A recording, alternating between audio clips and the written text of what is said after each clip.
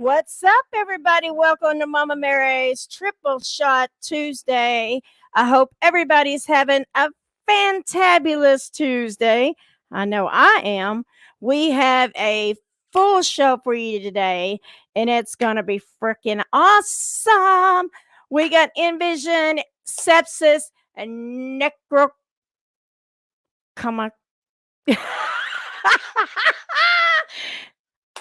Yeah. I will have him properly pronounce it because I did it earlier and it sounded great, but you can't fake live. So give you the first laugh for the day. And I have my trusty phone. So if you are watching, make sure you comment and let me know you're there. Because one of the things that Mama Mary does is if I see you watching and you don't comment, I call you out. Because Mama Mary will come and get you. No. But our first guest is NVision. NVision is a hard rock band all the way from Biloxi, Mississippi. These bad mofos been going all over the place, kicking butt and taking names. And hey man, what's up? And I am fixing to bring them up. So without further ado, we got NVision. How are you guys doing? What's up? Hey, how's it going? Doing great. Put this little fancy background back up. That black one was boring. So how are you guys doing today? Great. Just chilling. Just chilling. Living. We got Matt. Running errands, stuff like that. Right? Yeah, sorry. Hey, it's all right. It's live, baby. Like I said, We're good now. I could got tongue tied and couldn't announce the last band's name properly, so I give everybody their first step for today. Hey, you got to make fun of yourself before somebody else does, right? So, guys, you were NVision, and I want to give a big shout out to Kevin from the Sound for sending you over to me, which Kevin rules and girls. Oh yeah, thank you, Kevin. Thanks, Kev. But we got Kevin from NVision on the bottom, and on the couch we have Nathan, right? Nate, and Phil, like Phil Collins, the singer. Yeah. All right. Axel, Alex says my boys, which is going to come in if he can. And we've got Matt, which his band is on later. And thank you, Matt, for watching. So, guys, for those that do not know about NVision, give us a little history. First of all, how did you come up with your name? You would have to pretty much ask Alex about that one because when it initially started, it was just him. It was a solo thing that he was doing, and he later on was just like, you know what, I'm tired of trying to do the I guess you could say like a rapping thing. So he said, you know what, I want to start like an actual full-on band. So then like he opened up and let us all in, and now the rest is just history. But yeah, I'm not sure. Like I said, you'd have to ask him about that one. Well, he says he's waiting on a bartender to get here. Ha ha ha. So he will be on when he can, and he is watching and supporting. So are you all from Biloxi, Mississippi, or different areas? And around the area. Yeah, me and Phil, we're right here on the coast. Kevin's over in Slidell. Yeah, Slidell, New Orleans. I kind of split my time between those two. Yeah, you live in Slidell. I've been there. I've been down there hanging out with Big Brother D from 434 before. That was fun. Came down for Crab Fest, and yeah, that was a blast. So, you guys are like hard rock with a mixture of romance, hip hop. Basically, it's a little bit of everything and a lot of positive, and you bring a lot of bright, positive, which we will be playing some of your videos. and giving everybody a taste of what you're all about. But we're going to start with Kevin on the bottom. Kevin, tell us your guitar and tell us when did you join the band and when did you decide that you were going to be this badass guitar slinging player? Well, I've been playing guitar for about 18 years now. I played drums at first until my fingers got big enough to play.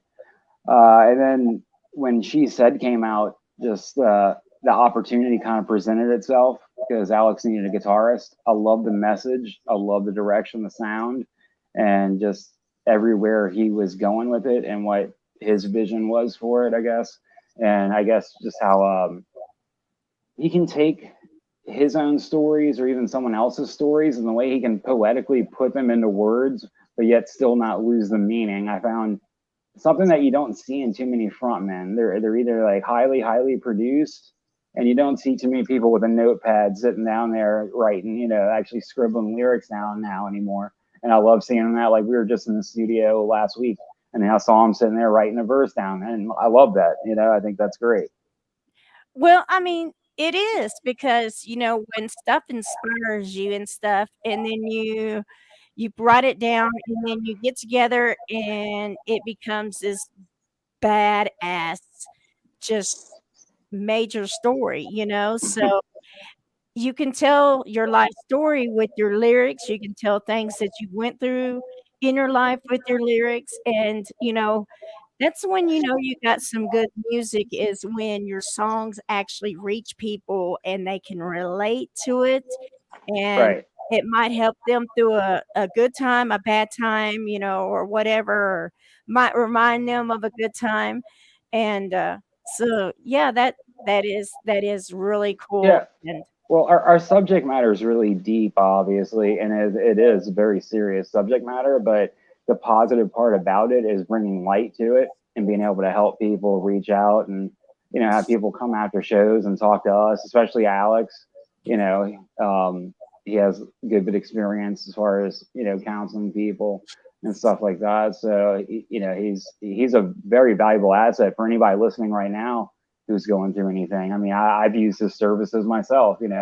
I kind of get a little privilege there since he's the singer of the band I'm in. But yeah, he's a great resource for anybody having any issues. Like not a shameless plug, but yeah, that's kind of how we bring positivity is by shedding light on issues that people are kind of shy or nervous to talk about or don't have the courage to talk about. right. So And yeah. that's awesome. That just makes me want to get in touch with your booking agent and book y'all even quicker, like me and Alex was talking about, because it's bands that actually are just amazing, have amazing music, but also try to reach others and help others around them. That really inspires me, and that is awesome. So we're gonna go to the conference couch. We got the conference couch. So since he just opened up his drink, we're gonna let him get a good drink, and we're gonna come to you, sweetheart. So give us a little history about you. Me or Phil? Go with him first. Phil Collins, like the singer. Well, he wants me to go first, so I'll go first. All right. I've been playing drums for a little over 20 something years now. Got started at a very, very young age. I was playing baseball, and then baseball just kind of wasn't my thing anymore. So then I kind of got into rock music and started playing. From then on. I think the first song I ever tried to learn how to play on drums was the Heretic Anthem by Slipknot. Oh, and I learned really, really quick that I'm not ready for that. That's like me trying to do Sweet Arpeggios my first time or something. Right. And then like we were playing a show one night right here at a local tattoo shop. He was the guy that owns the tattoo shop, Timmy. He was hosting a Super Bowl. Yeah, Super Bowl party, and Alex came out and performed right before our band at the time performed, and he kept looking back there at my drum set, and he kept going, he kept mentioning to the people and everything else. He kept saying, you know, like, I really wish I had a drummer sitting behind me at least to play. He's like, because it's just me and my iPad. He goes, I get tired of just being me and my iPad. And gears got to turning, and like a few weeks out after that or whatever, I think it was about a few weeks out, maybe a month or so out. About it, yeah. I messaged him and I was like, hey, did you ever find a drummer? And he said, no, are you interested? I was like, yeah. And came in and demoed out a couple of practices with him, and then we kind of went from there. It went from me just being like a guy that's going to come sit in and be the drummer for NVision, aka Alex Carr, to me being part of what we have now as the band NVision. And yeah, like, and the rest of it's like, you know, they always say the rest of it's just history, but I'm very, very proud, very privileged of everything that we have and are still accomplishing in this band. And it's awesome, man. And we got a great group of guys too to work with. So, well, I got a chance to talk to Alex for a few minutes before, you know, he had to go to work, and just those few minutes of talking to him, dude, he is such a cool dude, man. I was like, I could talk to him for hours, you know, so I totally can relate what you're saying there, because just in that little bit of time of talking to him, I'm like, this is one cool motherfucker. he really is. Oh yeah. He is. Yeah, he is. Yeah, definitely. In New Orleans the first time? Yeah, we did. We played a show with him one time in New Orleans too, which was pretty cool. It was a show that I think he was hosting himself. And Lots of energy, that dude. Yeah. Good Lord. Lots of energy. It was a small room, but he was still like bouncing off the walls, like pinballing off the walls. I like it. I like it. So, Phil, give us a little history on you, sweetheart. When did you pick up the bass, and when did you, you know, become this badass bass player? When did you write that badass Tarzan soundtrack? Fire, you know it. But let's see. You have the Hey, Hey, there he is. Was your ears burning? Because I was just bragging about you. oh, that's got to be it, then. What'd you say? All terrible things, I hope. You know it. So, Phil, continue, sweetheart. Sorry about that. He popped in. I acknowledge he was here. Honestly, I want to say I picked up instrument. Honestly, I was on guitar at first at 12, 13 back in Japan, because I was born overseas, and going back in 2000. So about 2001, I bought my first guitar at a pawn shop, and I've been holding on to it, playing on and off. But again, at the time, since we're overseas, the military base, and it was very big at the time. You know how it is. So I had to find tabs, books, anything to get my hands on. The first one I actually got to learn how to play was Trust by Megadeth. I really enjoyed that. Oh, Megan. From there, and then went to bass, because I mean, I just enjoyed the fuckness, and then kind of stopped when I came overseas or came back to the States. And then when I met my wife, or girlfriend at the time, she kind of kept telling me to keep going with the thing. And by the time I turned 30, I was about to give up. And then not even 2 weeks later, get a call from Nate and Alex saying, "Hey, would you like to join this band?" So, I mean, heaven sent. That's See, where I'm at. your girlfriend or your wife had an instinct. Do not give up. Something magical's fixing to happen, and boom, there you go. So, Shout out to Dixie. Shout out to Dixie. She's out of frame. You can't see her, but she's sitting right there. she can say hi. She brought that to me, though. There you go. All right, we're going to get to Alex. He is at work. The singer. What you doing, my brother? Give us a little history about you, babe. And you don't just do vocals, but you also do keyboards. And Yes. so give us a little history on you, and by the way, these guys have been really massively talking mad shit about you. No, I'm just kidding. Oh, I believe it. That's all we ever do. I'm just kidding, man. They've been talking about how it's an honor to work with you. So give us a little history on you, brother. Sure. God, where do I start? I started kind of like peeking my ear towards music when I was like 8 years old, and wrote songs on and off. When I was 14, I started a little band that didn't go anywhere. And then when I was 15, I started my first band that we saw some success, did some out-of-state things, played at the summer fair down here at the Coliseum, and we're getting some notoriety. And that's when I really became passionate about performing, not only in bands, but I was in choir in high school. I was in theater. I just have always been a part of the arts. My dad is a bass player in a regional festival playing band up in Pennsylvania area, award winning. They knock the shows out of the park every year. Yeah. So that's a shout out my dad, Chris Carr, out of Marshall's Highway out of Pennsylvania. So if you're into like, I think they do like more of a southern kind of country rock vibe. Right. If you're into that, to go check them out.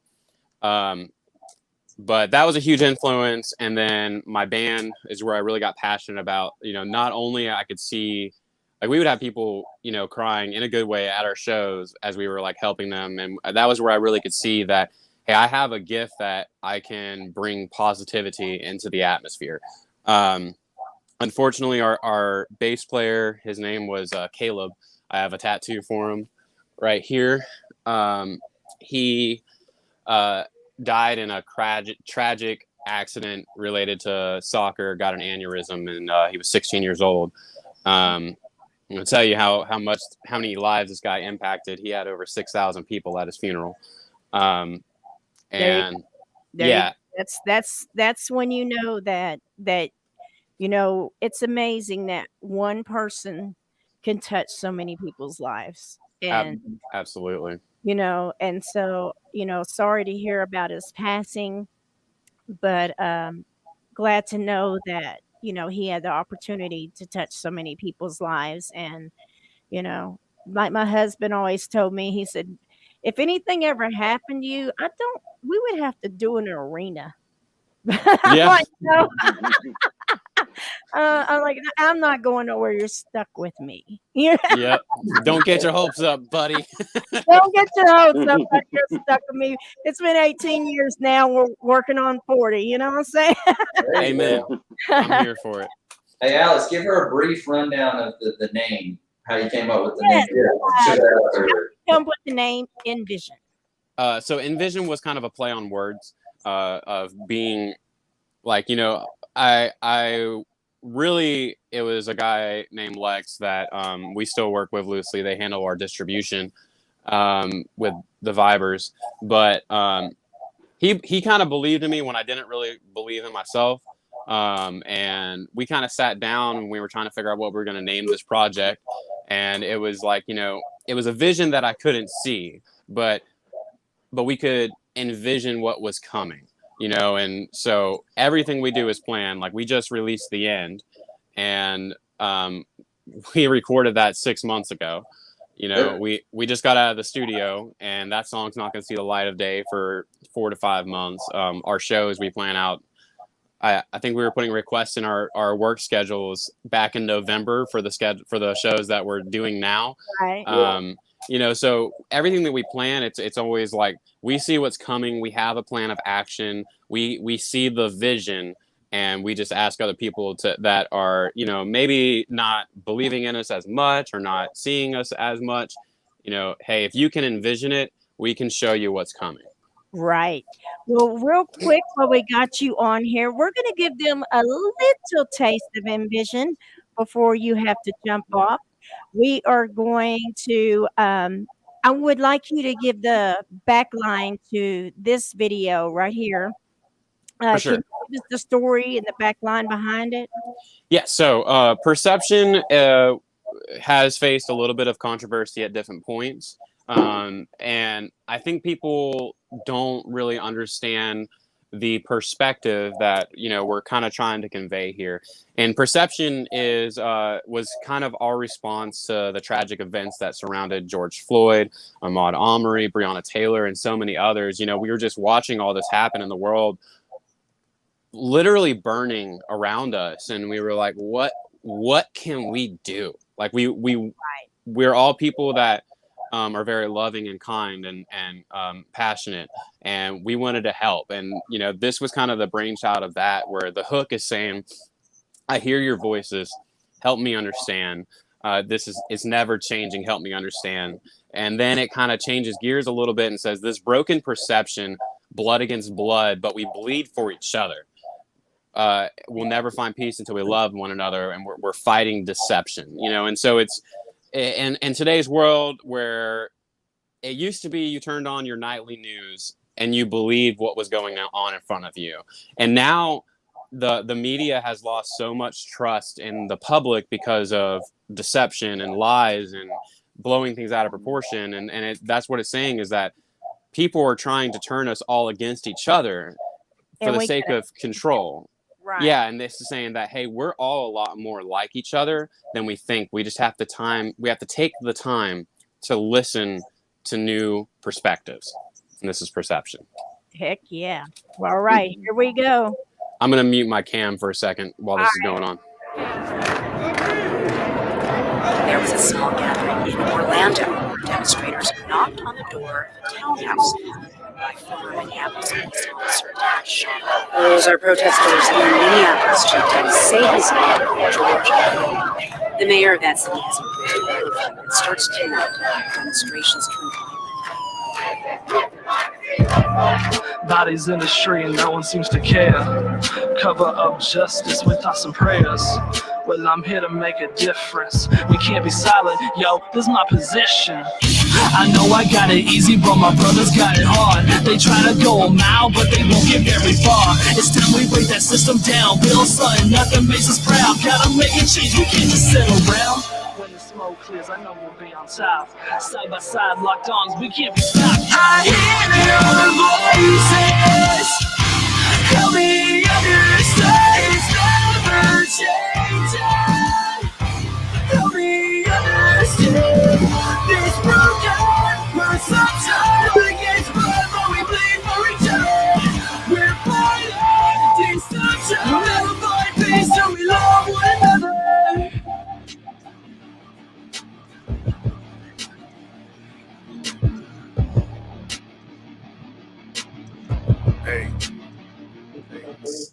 So I guess this is what it comes to. And then late night thinking who you went to. But I thought my cause might change and all of this ain't the summer. I planned to win, so like dang, I'm missing. All this white, gonna waste no pace, gotta eat forever. Plus the council, it made me better. Chasing my dreams, no easier pressure. Hard to put that just to coexist. Who would've thought that this movie was kids? Now I spend most of my time reminiscing. When I was wishing I'm making a million, but now I just watching the years that I'm living. Are you living or just going through life? Living day to day, passing me by. Calculating risk, what it does.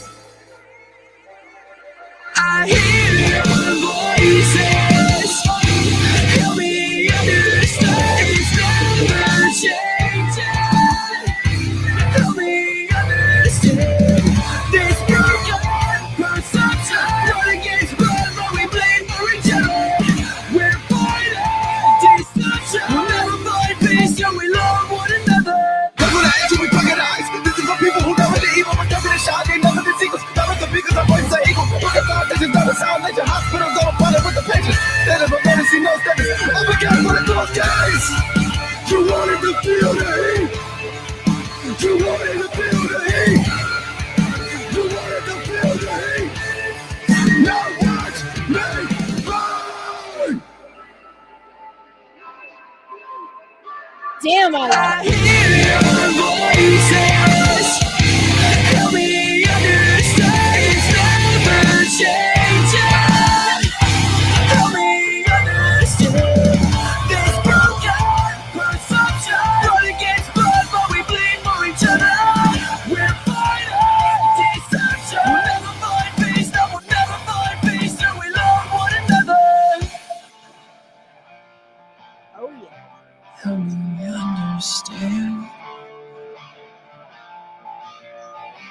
Help me understand this broken perception. Blood against blood, but we bleed for each other. We're fighting deception. Never find peace till we love one another. I freaking love it. I freaking love it, guys. That is amazing. I'm just sitting here going, and you sent me videos, and I went to your website and got videos and stuff. But a lot of the videos I will watch beforehand, but today I wanted to watch them firsthand with my fans and the viewers. Dude, woo! That stinks. Awesome. awesome job, man. I mean, You gotta see the live version of it. It's nothing but straight energy the entire time. dude, Yeah, it really hits live good. I Mhm. scream a lot more live too. Yeah, you're like pale in the face afterwards. well, Every time, I'm just like, okay, brother. dude, you know, me and you, Alex, me and you talked a little bit before, and I meant what I said. Dude, yeah, I'm gonna be in touch with that booking, Sounds good. dude. I mean, it's sick. I mean, James, if you're watching, she's gonna be contacting you soon. yes, yes, and it will be coming from Rock Tide Booking Agency. So don't push it aside. You know, that's me too. Yeah. But Derek Prashon says, really good song, guys. Nice placement, good hooks. This is going on my playlist for sure. Thank you, man. Dude, And that Thank song you. actually All right, and that yeah. video got into the Hall of Fame for the sound. Yeah. So that's an award-winning song.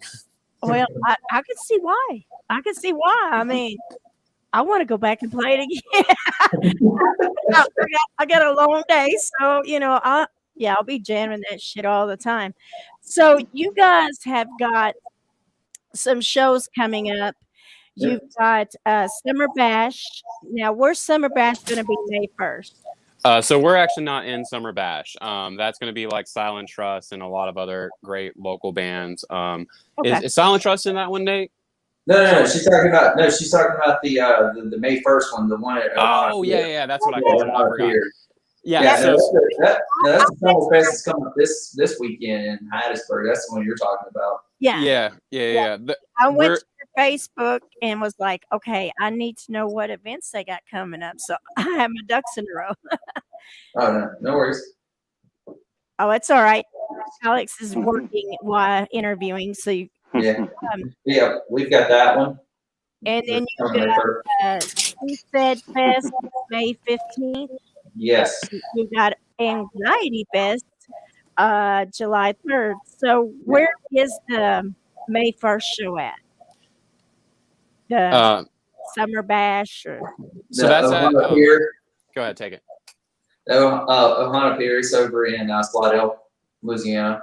They were gracious enough right before our first major run back in January. They were gracious enough to open up their facilities and actually let us come in there and private us on like a huge stage. That way we can kind of just get everything that we needed for our bigger stages and stuff like that. Everything that we needed to practice, anything that we needed to figure out placement wise and everything else like that, we could do it, and it was awesome. They are super awesome for letting us do that. So this is kind of like it's kind of like us paying back to them, being like, hey, thank you. So we're gonna come and we're gonna play for you guys and stuff. So it's gonna be awesome. now, and that's all. That is amazing, and that you are giving back like that as they helped you, because as Alex explained to me, your live shows are not just your average live shows. I mean, you got projection screens and you got this, you put on an amazing show. So, I mean, there you go. Well, I mean, it's like we talked about before. You know, you can go down like Fridays and Saturday nights and see like your local like cover bands and stuff like that comes through, and which there's nothing wrong with that. I mean, they're awesome. A lot of the cover bands that we have that come through the coast, or the ones that we have on the coast, they're all super awesome. They even get to tour around, a lot of them do and stuff. But the thing is, we're like, we want to start doing and put more stuff into our shows that's going to make us set a little bit different than the rest of the people that we've played with and everything else like that. Because yeah, like I said, we do have the backtracks that goes along with it and everything else like that. But whenever we started talking about visuals and everything, we were like, okay, yeah, let's do this.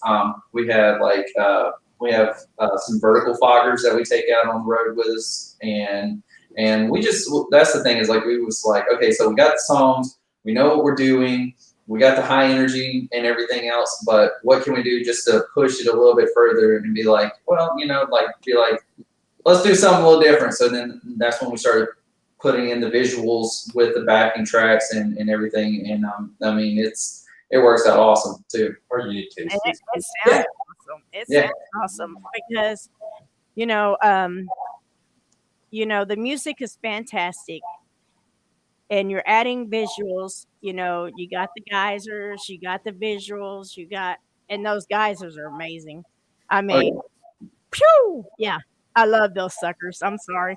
And now you got the visual, so you're bringing a really nice production to the venues and festivals and shows that you play, and that's amazing. So that everybody can find you at www.envision228.com, or they can go to your Facebook, which is Nice. facebook.com/envision228. So, real quick, we're going to talk a little bit more, but I am going to get this next one set up and ready. So when we're ready for that, I'll have that ready. So what would y'all like? So what would y'all like to say to your fans? And where can they get your merch? Is your merch on your website, or do you have an online different merch site? Where can they get all your stuff? So we do have a merch. It's not the best pictures. We're working on getting better ones, but we do have merch online on our website. We've got 2 shirts that are not on there. One of them is a tour exclusive, and one of them is a brand new shirt that we just got in 3 days ago. That is featured around the end, which is the next song that you're going to play. It's got some of the artwork on there, our new logo, like our new face type for Envision, and yeah, so that's going to be out on the website after She Said Fest, because She Said Fest is our main priority right now, because we're raising money for shelters and places that help women and victims of sexual and domestic violence. Dude, you just touched my heart. Where is She Said Fest taking place? She Said Fest is going to be May 15th at Belux, which is a new venue down here, and they're helping to organize it. We've got 5 bands coming out. A local artist named Scattered Roots is donating pieces to give for a silent auction. The Sound has merchandise they're giving. Anxiety Fest, which is with Blind Anxiety Entertainment, is doing for a silent auction and tickets to the event. And that's gonna go directly into, because we got a donor that's giving like $2,500 to one of the places that we were going to donate to, and he's going to donate directly to them, which frees us up to all of the funds that we raise at this festival can actually diverted straight into our local community. Well, I would like to donate to the cause. I would like to send you one of these Okay. stainless steel water bottles, and I'll get with you after the show and get an address that I can send it to and FedEx it to, because I want to make sure it gets there in time.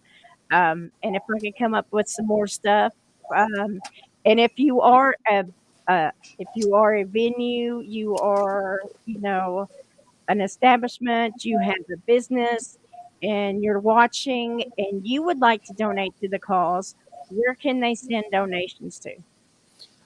Yeah, I think the best way to get in contact with us, especially because of the nature of some of these shelters, they're kind of difficult to reach in person. So I think the best place, get in contact with me at, just like you said, Envision228. That's our tag for everything. So they can email us at envision228@gmail.com, or shoot us up on Messenger on our Facebook page. Any of those places will be fine. Envision228@gmail is where I conduct 97% of our business. So that would probably be the best place. But anywhere that they can reach us or shoot us a message is fine. Well, it's super. I mean, I just love you guys, man. I mean, I got another favorite now, because not only do you have amazing music and you're really cool guys, but you're giving, like you said, you're giving back and doing things to help others. And dude, you guys are just amazing, amazing. Thank you. So I do have to correct you. We're not cool. We're a bunch of nerds. I mean, we went to Star Wars Land as a band back in January. Well, we're gonna get to the funny road stories after we listen to the end. That's when we're gonna get to the fun stuff, the funny Sounds stuff. good. But for everybody's listening pleasure now, the end, you just released this, correct? That's correct.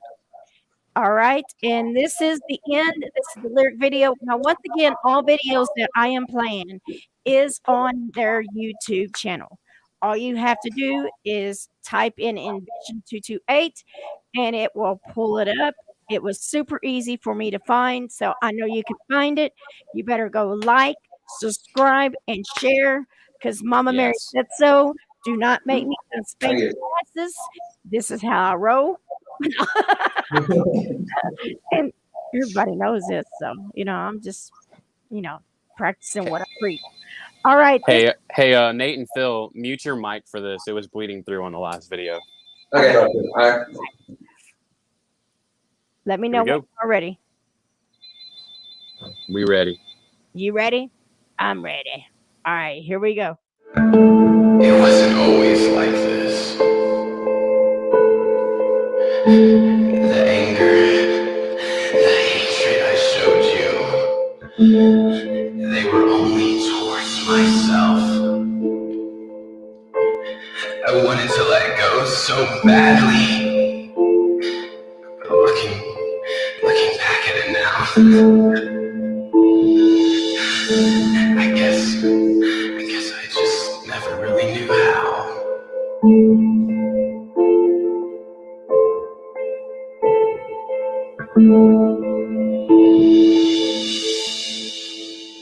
I hit a button.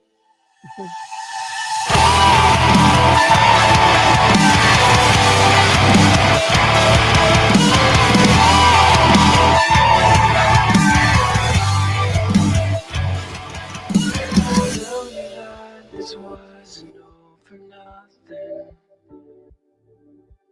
Paint another picture, perfect life. I don't care about reality. I lost my grip on that, don't need it anyway. I let you in my heart and watch it fade away. If this is the end, I swear I'll tear it all apart. Or we can begin again, erase it and restart.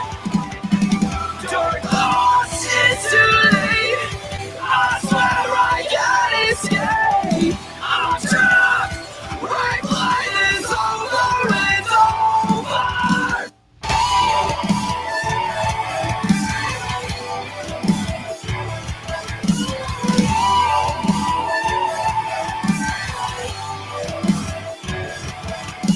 Sing my veins for their serotonin.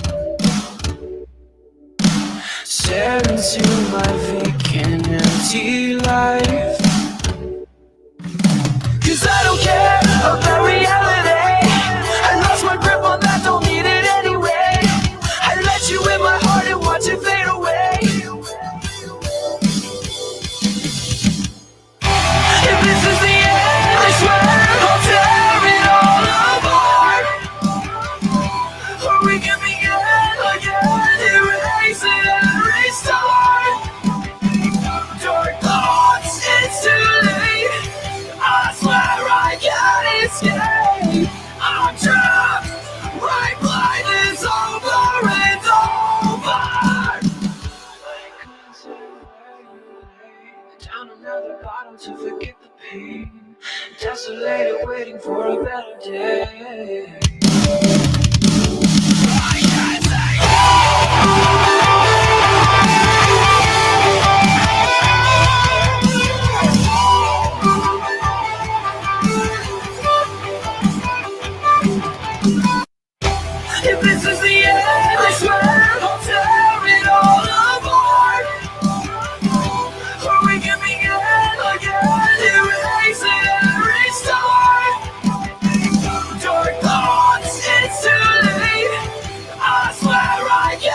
escape. I'm trapped. White light is over. It's over.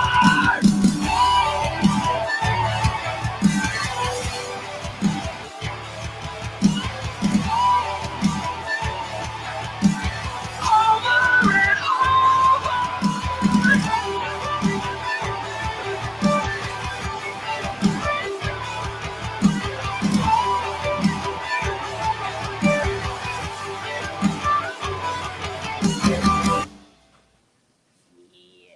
Yeah. Now let me unmute everybody because I was trying to mute. We're back.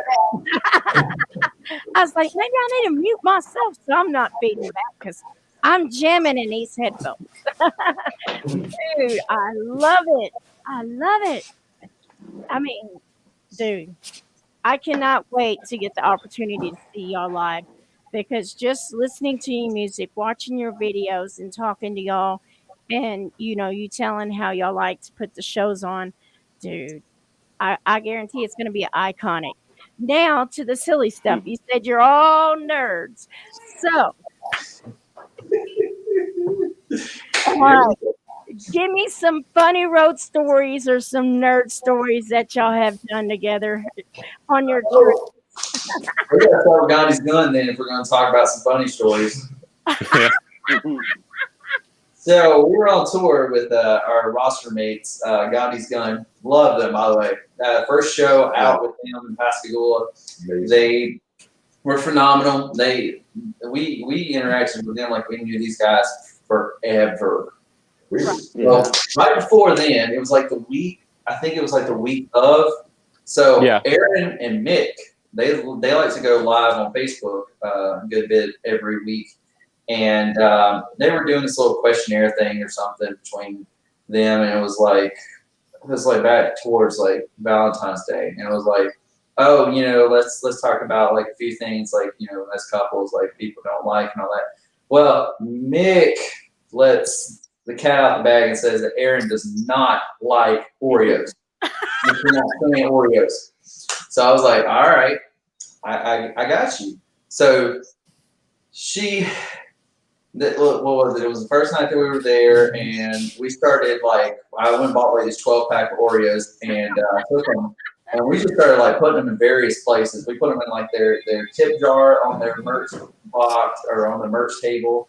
We were through the tour. We were throwing them on stage tour. And it was, oh my god! Like it was just Oreo after Oreos after Oreos. And I came back home and luckily still had 3 packs of those Oreos left. But we just kept putting them in various places. And she was waiting this last tour. She was waiting for us to just start randomly putting Oreos somewhere else, but we didn't. We caught her off guard. And she called us off guard. Now, okay, Oreos. Gotcha. Yeah, she did not like Oreos. So, Kevin. So, if you ever go see Gandhi's Gun, make sure you bring them a big old pack of Oreos. Oh, yes. With love from NVision. We'll go back a double stuff. Yep. Yeah.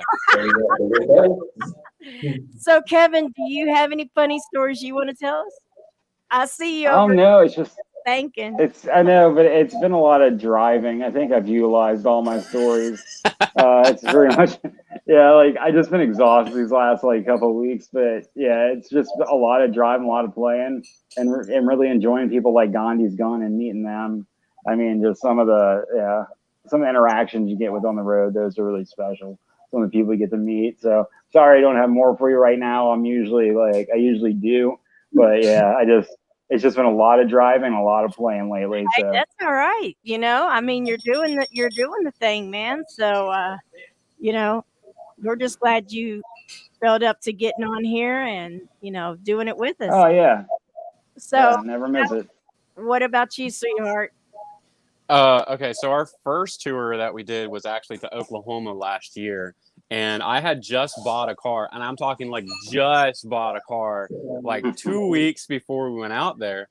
And this is also like June of last year, so things were very heightened at the time. Political atmosphere was very heightened at the time. This was before we wrote Perception. So I didn't have a tag with me, like 4 states away.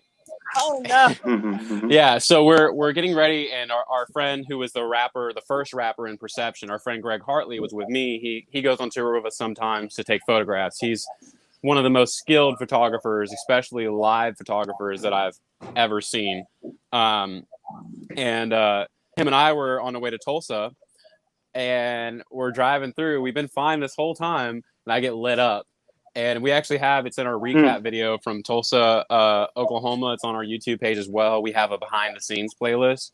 Right. One of the first scenes on that behind the scenes video is me going to the camera going, "We're going to jail."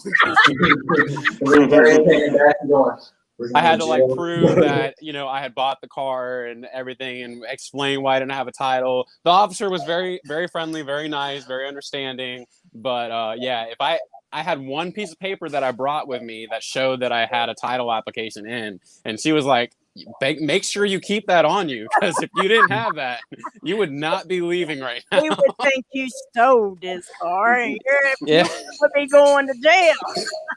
Richard mentioned that in the video. She goes, "You'd be surprised how many stolen cars we have out here in Oklahoma." Yeah.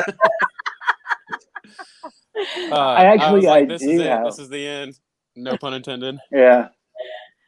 Go ahead, Yeah, Kevin. that one wasn't like, were we even there yet? The idea of one that kind of involves Phil that I just thought of was me rupturing my Achilles and tearing 3 ligaments literally a week before we had to go to Florida and play. So I was in a walking boot. So I was in a wheelchair. My first time at Disney World. Phil was pushing me. I mean, he's like a gentle giant. He was amazing. My girlfriend starts pushing me, and she pushes me like she drives, like pissed off teenager, and she's almost running in the back of people. I was scared so bad. So we finally got the $70 like motorized one, and they let me skip every ride in the park. So that wasn't so bad. My foot hurts so bad though. So that's my only thing I can really think of. Tell about what the Disney person told you. We weren't even in the park yet. Yeah, we wasn't even in the park yet. And the guy calls Phil out, and he goes, "Hey, Captain Jack Sparrow, we need you to come over here to this line." He wasn't dressed up. He was just wearing his clothes. Normal everyday clothes.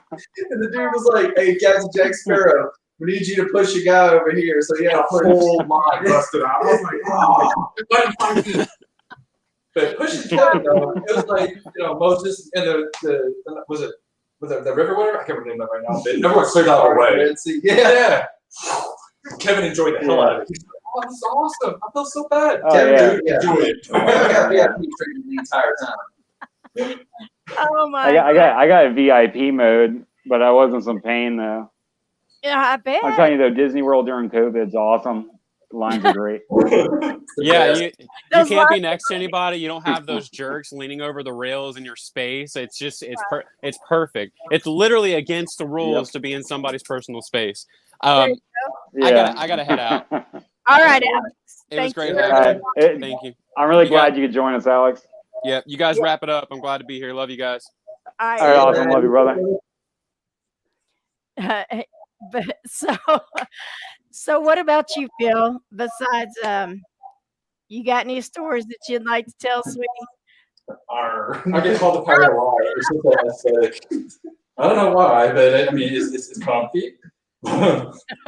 Merchant this year. Besides that, me being Phil Collins, and we have to literally prove that to everyone. Be like, "Phil, show up your driver's license." Yeah. So when I met Everclear in Japan, back like years back. So I was helping them at a Japanese bank, and they're trying to talk to, of course, the Japanese teller had no clue what's going on over at upside the ATM. So I walk over, help them out and everything. But a few minutes beforehand, we're at the YCC, base commissary and whatnot, on the top roof, in a parking area. As we get into the car, because it's during lunch hours at school, another car hits us, so we couldn't leave to go to school. So that's when I looked over the corner that's around the roof. I look around, I see Everclear's tour bus over by the bank. So I go down and help them out. So, nice being my normal self and everything, I asked they asked me, "You want an autograph?" It's like, "Sure." And I had to tell my name. They looked at me like, "No way." So I show my ID. So every band I met to get an autograph, I had to prove my name. It sucks. They might want your autograph. Hey, Big Yuki left the hell out of it. I met him. I found a Phil Collins CD, as a matter of fact, at one of the Goodwills the other day, and I sent him a picture. It said, "Hey, if I buy this, will you sign it for me?" Well, you're Nate, right there. Nate, Yeah, that's Kevin Smith, and this is Phil Collins. Dude, Nate, I almost bought you a Misfits mug that kind of like matched your your tattoo, a guitar Oh, yeah, singer. yeah. Like, Yeah, I got I'll- sidetracked by I'll- looking at a guitar. Yeah. Yep. Hold on. I'm trying to turn it. Yep. I just got that bad boy the other day. Yeah, you It's so remember hot. it has to go reverse.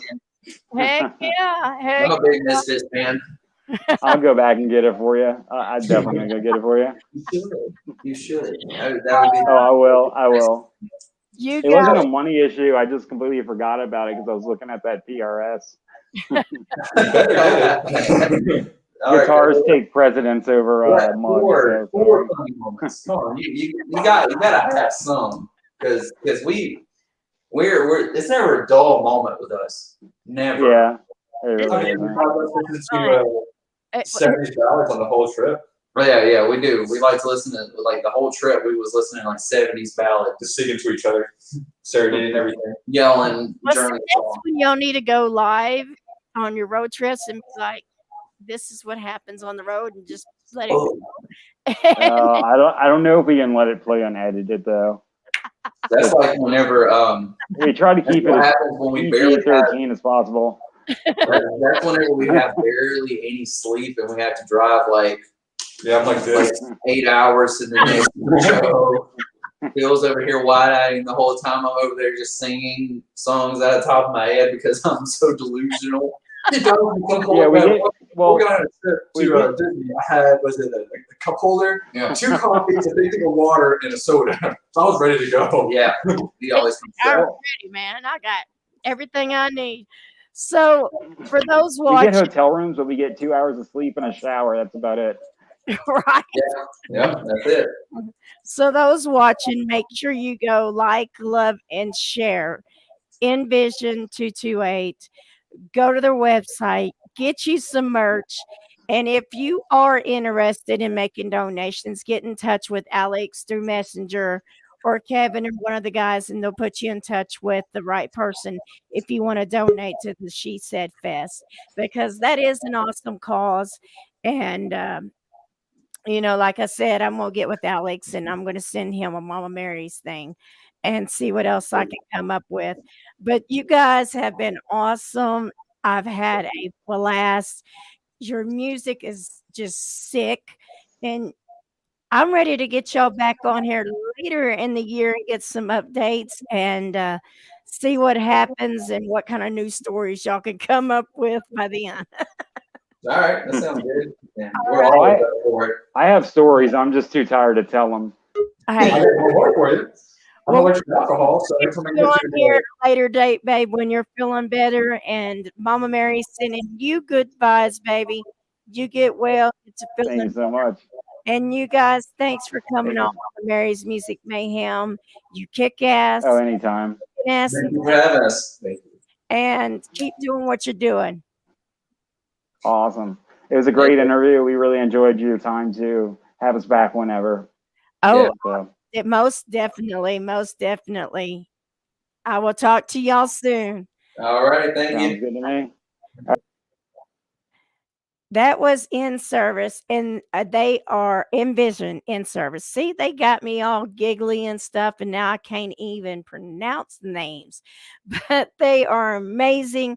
Go check out their website. Go get you some merch. And if you are interested in donating to that cause, the She Said Fest, May 15th, get in touch with Alex. And he will, sorry, I'm getting choked up. Get in touch with Alex and he will get you the information. But coming up, I've already see them. Let's see, 1, 2, 1, 2. We got 1, 2, 3 of them in the lobby. We got 3 of them in the lobby. We're waiting on 1 more. So while we're waiting on the other or 2 more to get in here, I am going to play in August. I will be at Rockin' Pod in Nashville. If you want to come hang out with me, Rockin' Pod is one of the big Rockin' podcast conventions. They've got music, podcasters, special guests. So I'm going to play this commercial real quick until we get the rest of the members of Sepsiss in here. And I'll be right back. It's been a long time since we've rock and rolled. But that all changes this August as Rockin' Pod returns to Nashville. This annual convention brings together rock artists, fans, and podcasters for an unforgettable rock experience. Special guests this year include Billy Sheehan, Ron Keel, Don Jameson of That Metal Show, and current and former members of Winger, LA Guns, Accept, and more. Stage panels, signing sessions, and photo ops will be available, plus lots of vinyl and memorabilia vendors. Music podcasters from all over North America will be appearing on site for live interviews, speaking sessions, networking, and more. Got a music podcast? Register and join us. Rockin' Pod Weekend kicks off with a pre-party featuring former Tesla guitarist Tommy Skio and his new band Resist and Bite, making their debut performance, as well as a rare hair set featuring surprise guests performing all-time classics. Rockin' Pod Weekend takes place August 6th through the 8th in Nashville, Tennessee. Tickets, VIP passes, podcast registration, and discounted hotel rooms are available now at rocknpod.com. Rockin' Pod is brought to you by DBG Productions, Bradley Entertainment, and Inceptia.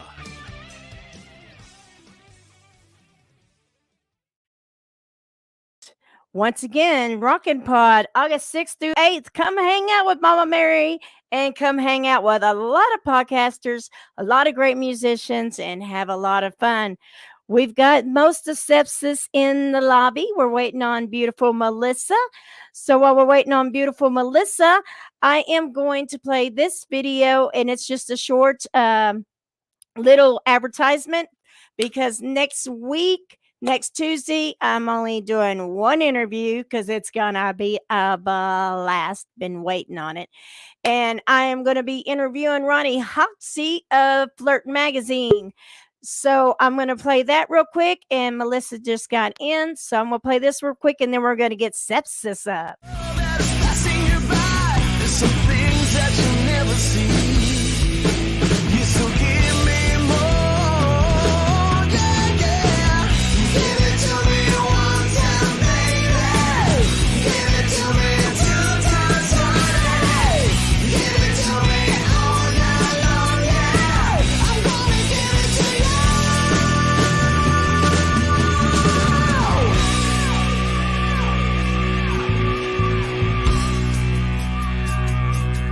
Listen, I got something for you.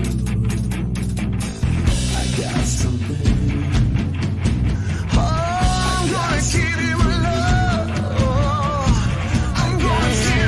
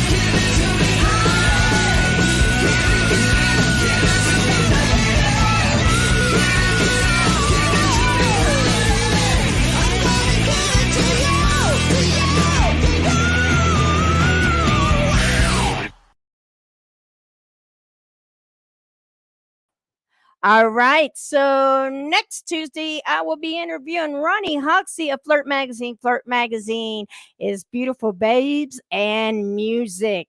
So that's going to be lots of fun. Well, real quick, I'm going to go ahead and get their video set up.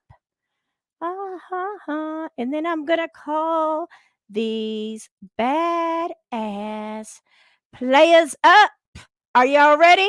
I know you've been wanting it. I know you've been missing them. I know they've been missing y'all. So without further ado, we are bringing up Sepsiss. Hey. Yo, what's up? How's it going? Oh my God, I miss you guys. Miss you too. Oh my God. I missed you guys. Johnny's fanboying right now. It's crazy. Well, see, that's why I do this show, because especially during this COVID, a lot of bands and fans have not been able to be around each other. And we got a family reunion going on right here. And I know this makes y'all happy, because when I was talking to William, he was like, dude, man, can we all be on this? How many spots can we get? Because Mr. Good Bars, you need to unmute your mic, baby. There Sorry you go. about that. Oh no, that's all right. He's shy. It was like, you don't understand. We haven't seen each other. This is gonna be freaking awesome. So not only is it a Sepsiss family reunion, but it brings Sepsiss to the fans. Yeah. So what the hell? Most You got definitely. it. I will talk to y'all soon. May 15th. What is going on? With Alex. Sepsiss family reunion. Where's that coming from? What is? Somebody playing something? Somebody was playing my What? interview on their phone or something. John, is that you? I got it. Where's that coming from? What is it? Somebody was playing my interview on John, is that you? Okay. Is it gone? It's gone. Yeah, it sounds like it. All right. It was probably me. It was probably me. I I'll knew take it. the blame. I was like, Nah, that's Johnny Impact double dipping. I was like, I hear I what tend to do that. 5 minutes ago. So I tried this. I tried to host your stream, but it didn't really work out. So I got lost in the process. I'm like, Oh, I seen you down in the lobby jamming to the first band. It's all good. It's all good. So we've got Miss Sepsiss Melissa. We've got Mr. Good Bars. We've got Hervent, and we got Johnny. So first of all, I'm glad I finally got you on here, because I have been wanting to get y'all on my show since it started. But y'all been so busy before COVID that, it just wasn't happening. So I waited. And then I just reached out to you. I seen William watching my show, started watching the show. And I was like, hey, I want to get you on my show. And he's like, of course, we're down. I was like, hell yeah. So give us, if you don't know who Sepsiss is, you've been sleeping, first of all. Because you guys are one of the bands that I have watched for a long time. You self-promote like a Mo. You connect with your fans all the time with live streams. Before COVID, I mean, y'all would do 24-hour live streams and give away things and and just connect to your fans when you weren't on the road. I'm like, dude, that's some cool ass shit. That's what So give us a little history on Sepsiss. Melissa, you are the amazing vocalist. So we're going to start with you. You give us a little history, sweetheart.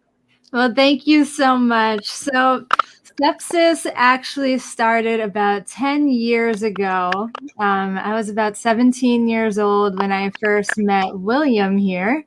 Other direction. Yeah, there we go. Right there. There he is. I'm up there. And yeah, you're up there somewhere. And so I met him through a Craigslist ad, and that's kind of where it all began. Since then, we've had about like 29 band members in this band. So it's been really crazy. It's one hell of a ride, but I think we finally have the lineup we're looking for ultimately. And so we're a heavy metal, hard rock band. You can hear a little bit of everything in our music. And yeah, that's pretty much Sepsiss for you. Heck yeah. Heck yeah. Hang on just a minute. Somebody was still so I wanted to make sure we can get more feedback. So I had to. So, service. Mr. Mojo himself. Give us a little history on you, brother. Well, I'm with Melissa, you know, so I really I was part of the experimental portion of Sepsiss. I was part of the search for our sonic fingerprint in our identity. I was fitted with the task to, you know, kind of figure out a way to incorporate a very feminine idea with a very aggressive idea, and somehow be traditional and tried and true, you know, with and at the same time have new things to bring to the table, to bring to rock and roll, and to bring to the culture of rock and roll. And for Sepsiss, it really comes down to trying to design a band that's not leaving metalheads out or leaving existing fans of rock and roll out of it. We absolutely include rock and roll and metal fans.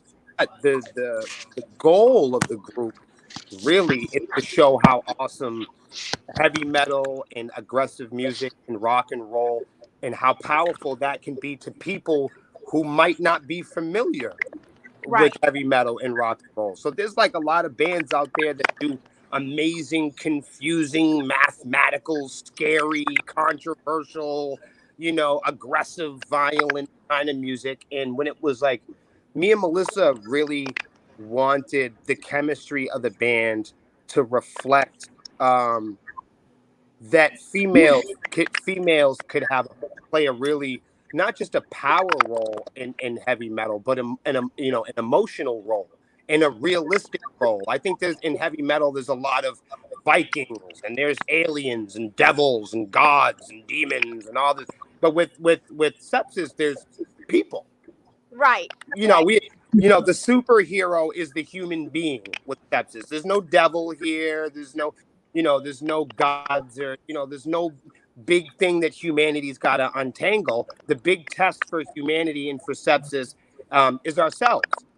And the message of Sepsiss is remembering each other, and that we all share a planet, and that we all share responsibility in rock and roll and in music to create and express languages that are deep in value and in intellect. But on another realm, it could be aggressive and edgy without being violent or without being hateful, or without bringing up the demons or what you're gonna do to somebody else or who you're gonna hurt or who you got more money or who's pretty or any of that.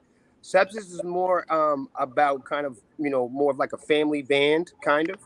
And the other thing is we're an adult band. We're not really a band for, I mean, of course we love the young people, but we're a band for intellectuals. We're a band for adults. We're a band for couples, parents, and we're a band for all different colors and shades of people. And with that, that's what we try to bring to the table. Well, one thing I have always admired is the way you go out of your way, even when you're not on the road, to keep that deep connection to your supporters and your fans. I mean, I sat there for one night. I sit there and watch Melissa's live stream. Melissa, and you would pop in there and be like, "Oh, don't forget to give them. We're gonna give them this," and and she would just be sitting there, her and your merch girl would be sitting there, and y'all would be doing a 24-hour live stream, just talking to your fans, giving away, prizes, and I'm like, man, this is the shit, and then y'all would do live videos of when you were on the road.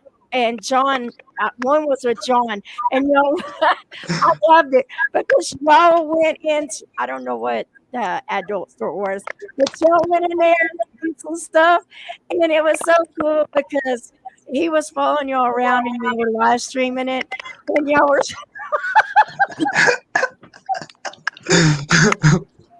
A lot of personalities in this band. And I was like, this is killer. I mean, what other band is just so cool and just wants to be their self and just, hey, we're on the road.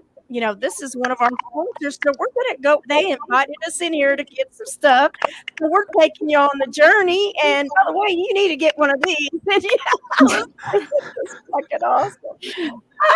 I was just sitting there watching, going, man, these are some cool mofos.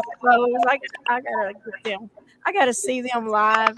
And I've always thought that the way you present yourself as a front lady, Melissa, coming from a former front lady, because I had my band Sister Rock, which was just a cover band, but we were the type of cover band that we have diehard fans. We ain't played in over freaking 10 years and they're getting tattoos. So that's what you remind me of, is the way. Yeah. Thank you. Thank you. And when I was going through my cancer and when I lost most of my hair, I was telling my husband, I was like, and I showed him a picture of you, and I was like, I need to contact her because I might want to do that when I get hair back, because Yeah, you know, you should do That's it. the look. Oh, absolutely. I was like, in the rainbow one, I was like, dude, that screams Mary. So I'm gonna get with you afterwards and find out where in the hell. Melissa knows everything hair.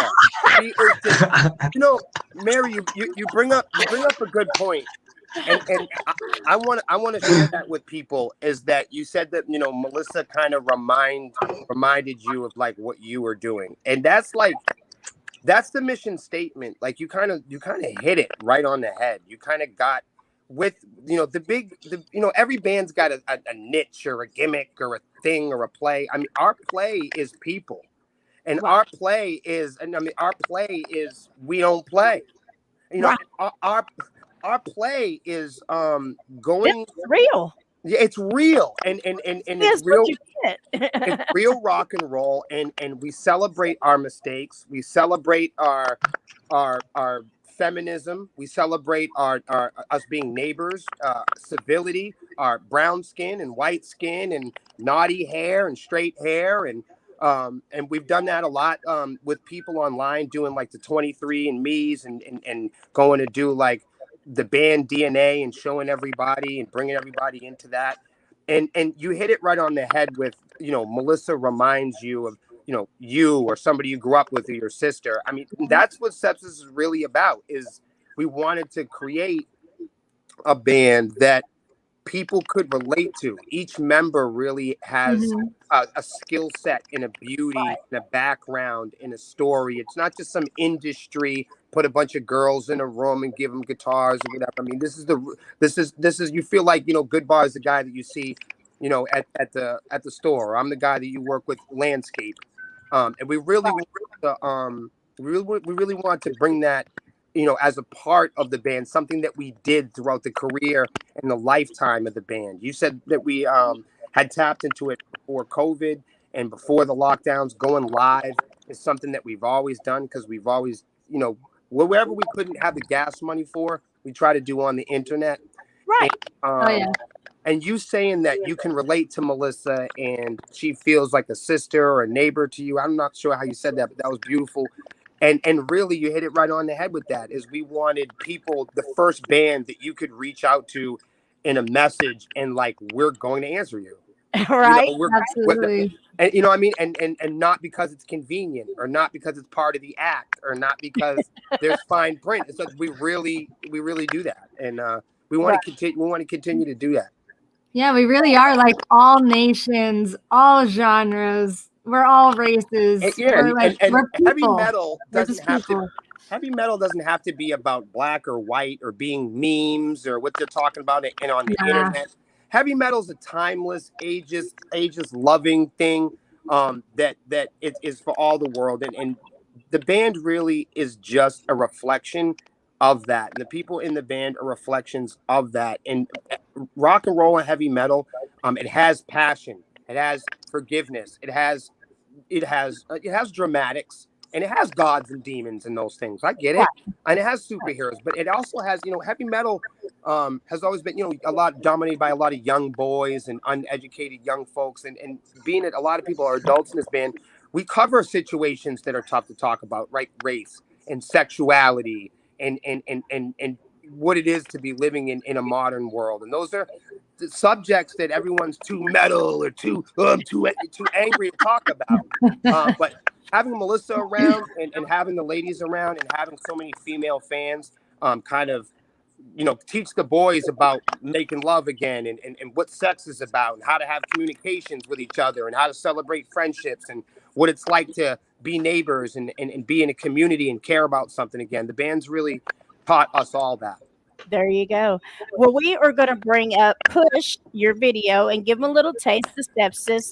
And when we come back, we're going to learn some info on Mr. Goodbars and Johnny. So we're going to bring up Push.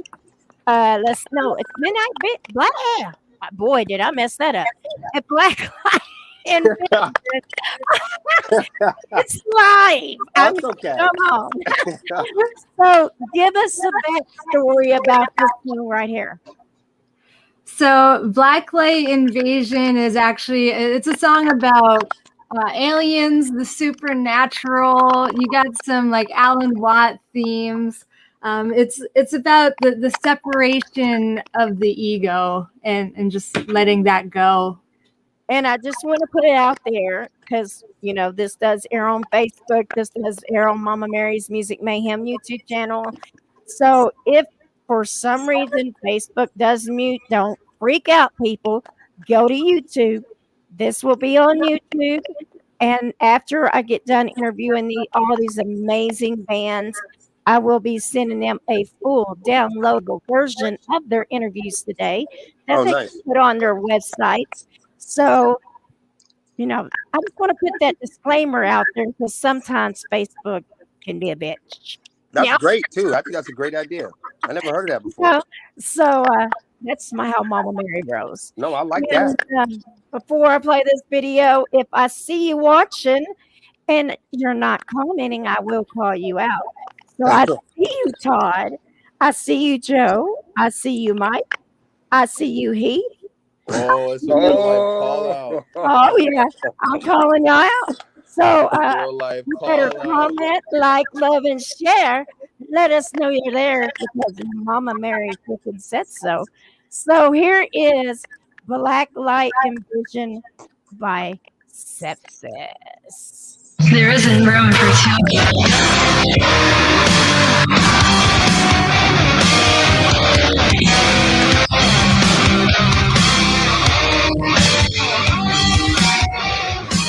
Hang on. I pushed a freaking button.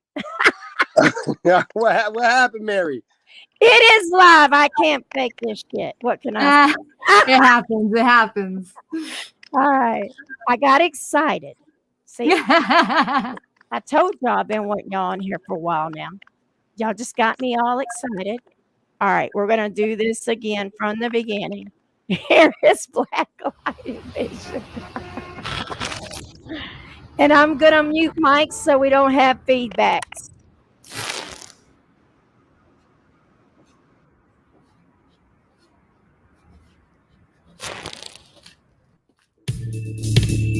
Now, screw that. I want to hear y'all talking.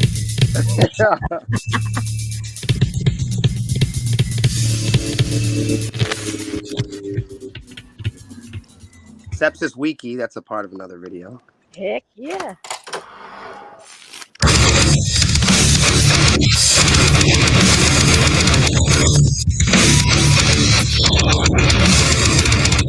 Oh, I love that. That's what I'm talking about, Melissa.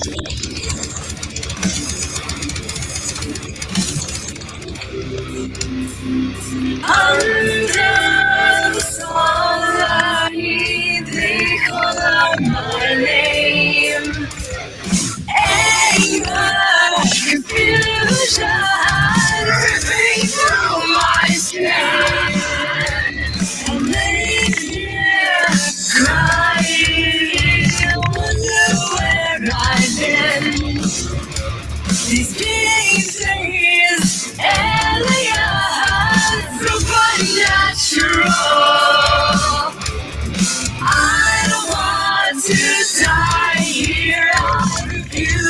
be alone.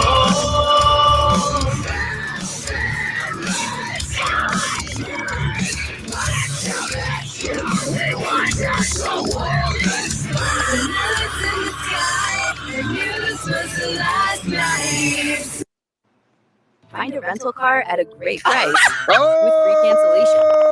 Book now on Kayak. We got an ad. Found your trusted Oh, door somebody every making season some of money. life. Only at Sissy's Log Cabin.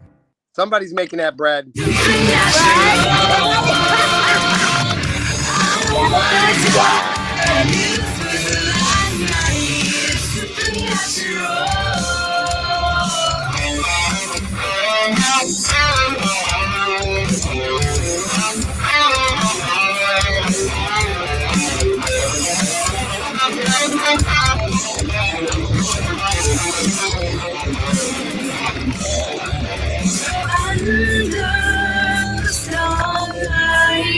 They call out my name. All right, Johnny. We know what you are. Mankind will conquer. Numbers yours and mine.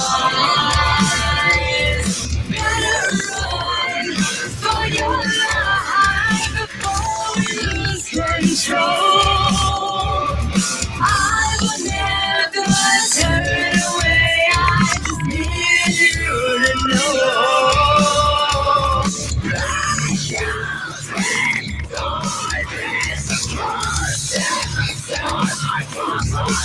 The lights in the sky, and this was the last night. Supernatural. I don't wanna die. I knew this was the last night. Supernatural.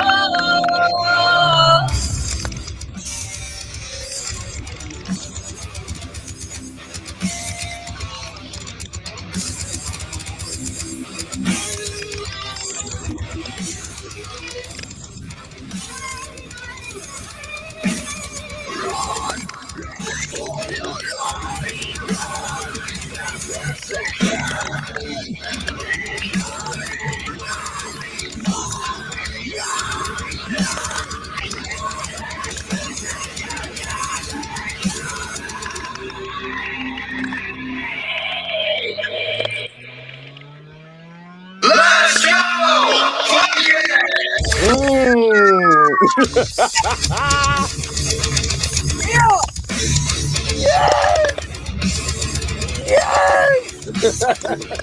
go! Let's go! Fuck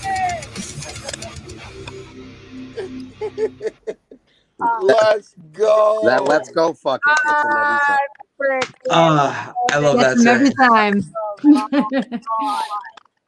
Yes, yes, yes. Now you see, Mary, we don't listen to our music often, so that was actually a treat. For Well, no, and you don't get to watch it with your fans as well. real. Never. No, we don't. No, we don't. I'm getting this next one set up. I'm gonna bring it down here, and we're gonna. First of all, Miss Melissa. Yes. Your outfit, your crown, the whole damn thing. It's sick. It's freaking sick. Thank you. Thank you so much. Why are you pointing at me like that? because when we first started the act, Melissa had said, I said, so what does Sepsiss look like? When me and Melissa first sat down, we were like, okay, what do we look like? And me and Melissa both looked at each other and we were like, okay, well, we look pretty different. So what are we gonna do about that? How can we get people excited about that? And I remember just sitting down and brainstorming, and all this stuff that you see in videos today, we used to talk about when we were kids. And we'd be like, oh, and we'll get like crystal crowns and we'll put it on your head and we'll set you on fire and we'll hang you off a building. And now we throw Melissa in lakes, we hang her off of bridges, go out of cars. Oh my god! So I We set her literally on fire, almost too. die in every music video. I'm not kidding. Fire. We threw her out of a car. We threw her out of a car at one point. Yeah, Yeah, she actually on the highway. in the Falling Unloved video, her hair caught on fire. And in the Falling Unloved video, she's singing on top of a frozen railroad track trestle, and underneath is just highway and cars. And Yeah, that was forced you to lay down, I think. yeah. So she does her own stunts. So the one that we haven't heard a lot from just yet is Mr. Goodbars, keyboardist for Sepsiss. So, my brother, give us a little history on you, my brother. Well, I am Mr. Goodbars, keyboard Sepsiss band. I'm originally from Durham, North Carolina. I moved up to the New England area, and I met my brother William Savant. And through trying times, me and my brother decided to do music. And he gave me a keyboard. He handed me a keyboard. He said, "You need to learn this now. It's gonna make you a musician. It's gonna make you better than anything you ever done before. You need to do that." And I did that. I sat down with him. He taught me music theory. He gave me the pieces, the puzzles, you know what I mean? Showing me the codex, basically how to really create music, how to put song structures together.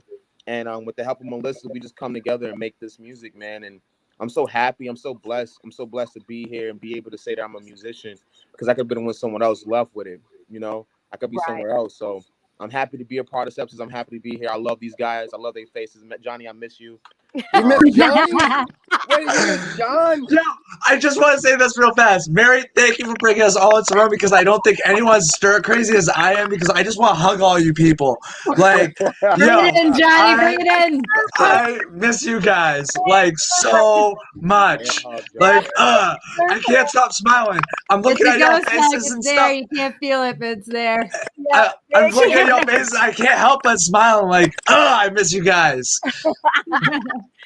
So, Johnny, give us a little history on you. I know you're happy to see your family, and I'm glad I could bring you all together.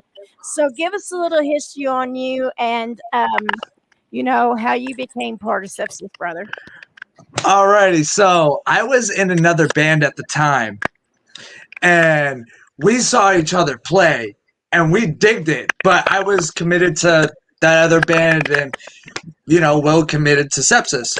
So after a while, my band broke up. I was in the middle of soul searching and whatnot. And one of my friends says, "Hey, my girlfriend has a keyboardist. That's a friend that's a keyboardist, and their band's looking for a bass player." So I go in this dark, dirty, dingy basement, and I see all these lovely people. And from there, this guy taught me, just from being like one of those boring, like dumb bass players, to the musician I am today. He really opened up my horizons. He really spend time teaching me about everything. Like, Will was like I didn't expect all this. Will was like my grandfather. Like, he mentored. He mentored. I knew there was something coming. Nah, Will was straight up. That, John. Will is like my grandfather. My grandfather mentored me in music, and Will mentored me around the stage, how to carry myself, what's the right thing to do, kind of like really pulled me out of like what you were saying earlier, Will, like that, like I'm angry about everything type person. Too metal like, to go to work, too metal to learn. Yeah, too metal to learn. I'm so metal, I don't want to work. And then, boom, like next thing you know, I'm getting familiar with different types of culture. Like the other day, I was on E-Rock station, and he was playing a song, and I'm like, who is this? And then they said it was Ed Sheeran, Chris Stapleton, and Bruno Mars. And I'm like, what's the name of the song? And it was Blow, and it blew my mind. It was like classic rock and roll at its finest. But be that as may, like, if it wasn't for someone like Will that's like, nah, this is what rock and roll's about, showing me different artists, taking me around those steps, I wouldn't be as like well-rounded as I am today. So thank you, Will, for taking me down that rabbit hole. Yeah, man, appreciate it, bro. Thank you so much, man. I didn't know there was gonna be all this generosity. Yeah, I get a lot of credit. See, Momma Mary's things and all that.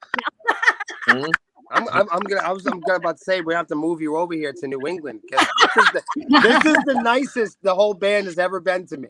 Is on this show. It's my good mojo, baby. That's what it is. I mean, Melissa can see what is going on. It's just that good mojo, baby. So, we're gonna now. You do have on your website also. Let's give props because you do have some behind the scenes people that help you out. Oh my God. You know, photography, head security, hair. It's Oh crazy. yeah, we got some staff. Yeah. So let's give them a shout out. Give us a little, information on them and give them a little shout out. There is so many people involved, and the crazy thing is like people ask me all the time, how did we get to where we're at? And I'm always reminding people when people ask me when we get to where we're at, I'm like, this thing never ends. There's not a Monday or a Tuesday or this. We do this every day. There's actually very few of us have second jobs because sepsis takes up so much time. And we are regional. We are corporate. This is it. Definitely, when people talk about rock and roll and having it has to be a business. No, it has to be a big business. If you have big goals in rock and roll, it has to be a big business. So it's understanding buying and selling. It's having teams of publicists, managers, internet people, and as you know, we've worked with. There's so many people that's been a direct part of curating this project, from Paul Crosby from Saliva and Derek Pinchin from 434. Big D. Yeah, all of our publicists at Quite Great and AMW and AVA Radio, all the local and underground radio stations that have supported us along the way. I mean, just the amount of people. John Pemberton, everybody at the New England Music Awards. Shout out to them. Yeah, Chef John, I've talked to him before. He is freaking awesome. John Pemberton has been not. I mean, you meet so many people and personalities in this business, but every now and then you meet a certain guy, or young lady with the business mindset and the ability to pay attention and focus in and get deep into a project, and still maintain a very classy, cognitive, poised, professional, purposeful behavior. That's John Pemberton. What a great guy to work with. We still work with him today, and a huge part of what we're doing now. Shout out to my homie Troy in Metal Mafia, Pure 13. A big part of where sepsis is going, and of course, 100%. Everybody, Mark and Tim King and all the ladies at Pavement Entertainment, Sony for distributing us. Everybody at the record label, and all my friends at AMW. I mean, we just have such a massive, immaculate connection. Gaming, our gaming community, and everybody, all the radio stations and podcasts, and of course my fans and the Swarmies, all the Patreons. The Swarmies are like the biggest thing ever. I mean, but so many. I mean, Flirt Magazine, World Metal Scene, Jason Hassler and them, Metal Coffee PR. There's so many people that have shown us absolute generosity and love coming into this. I'm gonna forget hundreds of people. I mean, I'm gonna forget some of the people that are closest to us too. We got Big E, we got Bang. Oh my God! Lexi, I didn't even mention like staff our members. girl, come on. Terry from Charlie's Wait. Hill. What about Kaylee? Kaylee, our lighting department. Axel, our sound team. It's disgusting. And I mean, our parents, my mother, Melissa's mother, our parents put up with 10 years of us, telling them we want to do this.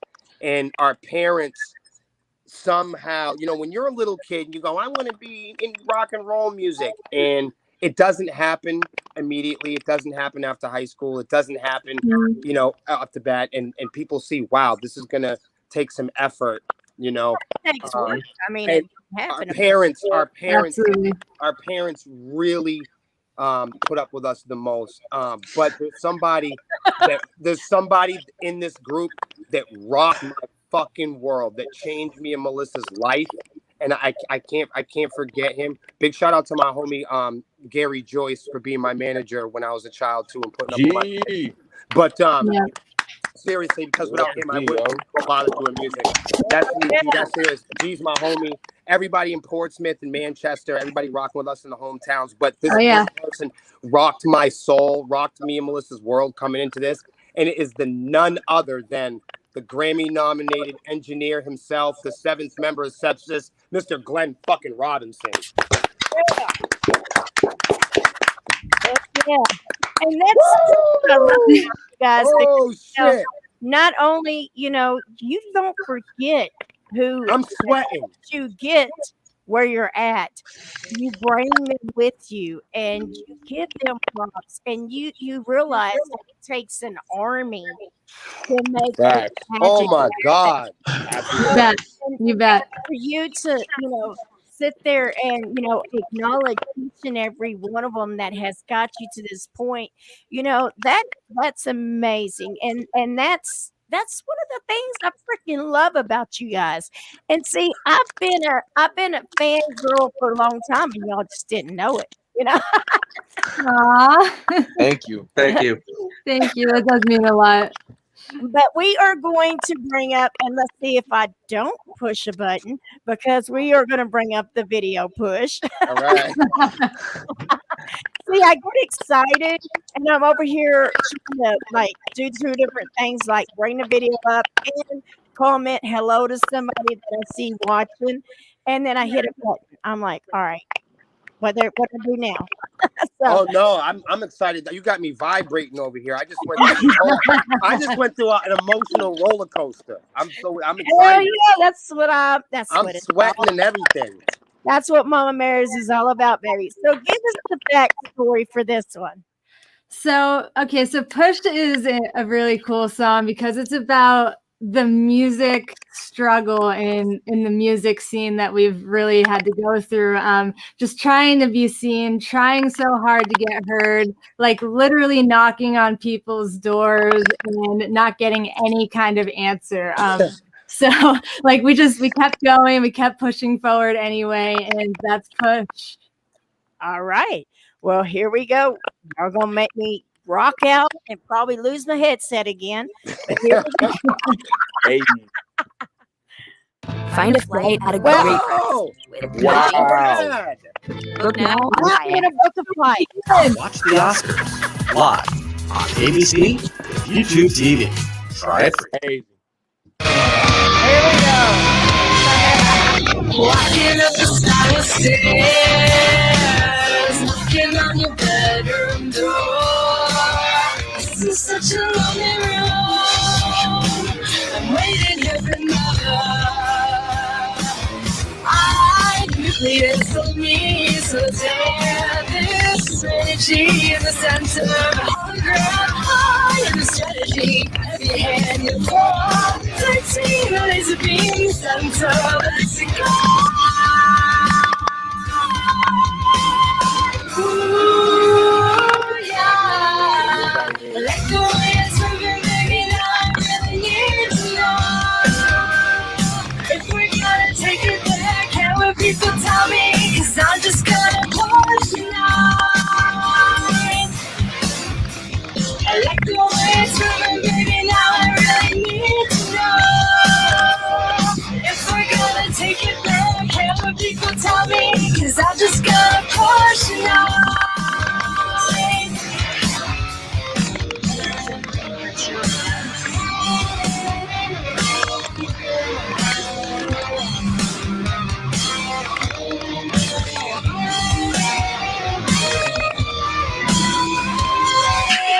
Castle built on stable ground. My name is carved in dead man's soul.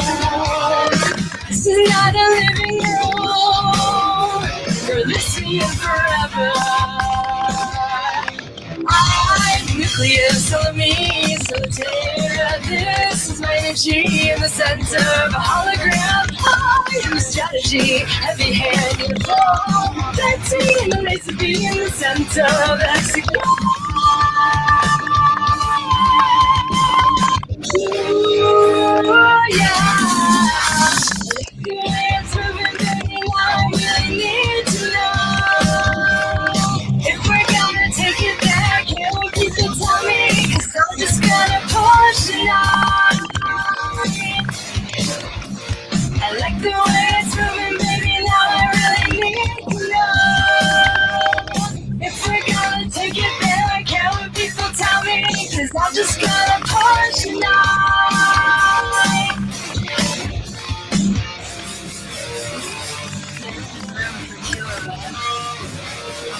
Because it's lonely in the fire.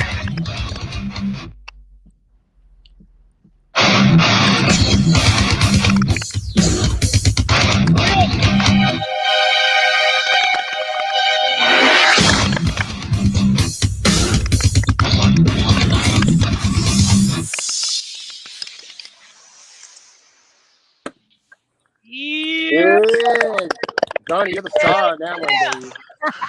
I'm telling you, Johnny's the star on that one, man. Johnny did his thing on that. Johnny killed that. So you have, I got to get some tips from you, Melissa. You have Yes. different costumes, fabulous costumes, and wigs and everything else. Who come up with all that? Was it you, or do you Actually, yeah. it was me. It was me. We'll be talking later, girl. Because yeah, you're gonna hook us into that. I'm sorry, what was that? I didn't catch that. You're gonna be talking later. You're gonna hook a sister up. I love Absolutely, it. absolutely. Oh, yeah. I want some badass costumes for my live shows and shit. I got you. I can see Send me a message anytime. I can see me showing up at one of the shows that I put on with a badass Melissa original. And I'd be like, oh yeah, shit like this, you gotta go to Melissa from Sepsiss. Oh man, Oh. Melissa was the first one to dress the boys too. Don't get it. I mean, seriously, when we first started the band, Yeah. and all the guys showed up in basketball shorts and black shirts and shit, Melissa was like, nah. So the reason the boys look so good because earlier on, Melissa was really pretty expressive about all of us looking a certain way and having fun with the outfits, and she wanted to make sure that we were able to express ourselves in a way that would reflect well as a group. As a band, Right, we gotta so many look bands- like Yeah. we're together. Yeah, so many bands out there just do let's put some skulls on or some flames and that's great, but everybody's got a black t-shirt, but she was she encouraged us all to try some color, try some different things. Oh and yeah, that's a thing that we've been known for, and it works we like really to well. pop. Can I just say this, Melissa? It's funny that you're talking about color wearing all black. This is right, really. This is like the one time, I swear to God. Because we are a very colorful band. We are. I promise. This is in the pudding because I have seen her with rainbow. I mean, it was her hair was just all different colors, and I'm like, dude, that is sick. I absolutely love to switch up the color and style of my hair. That's something I've always been into. That's very me. And like we were talking about, I really like color. So to switch it up, sometimes just to make it different too. Like I went for black because I don't do it often. Right. So, yeah, so it makes it different once again. But sometimes you'll see me with blue hair, or like orange hair, mixed colors, you know what I mean? Like all types of things. Right. So for those that this is, which, like I said, if they don't know who you are, they've been kind of sleeping, but now they know Sepsiss, and now they're going to be stuck to you like glue.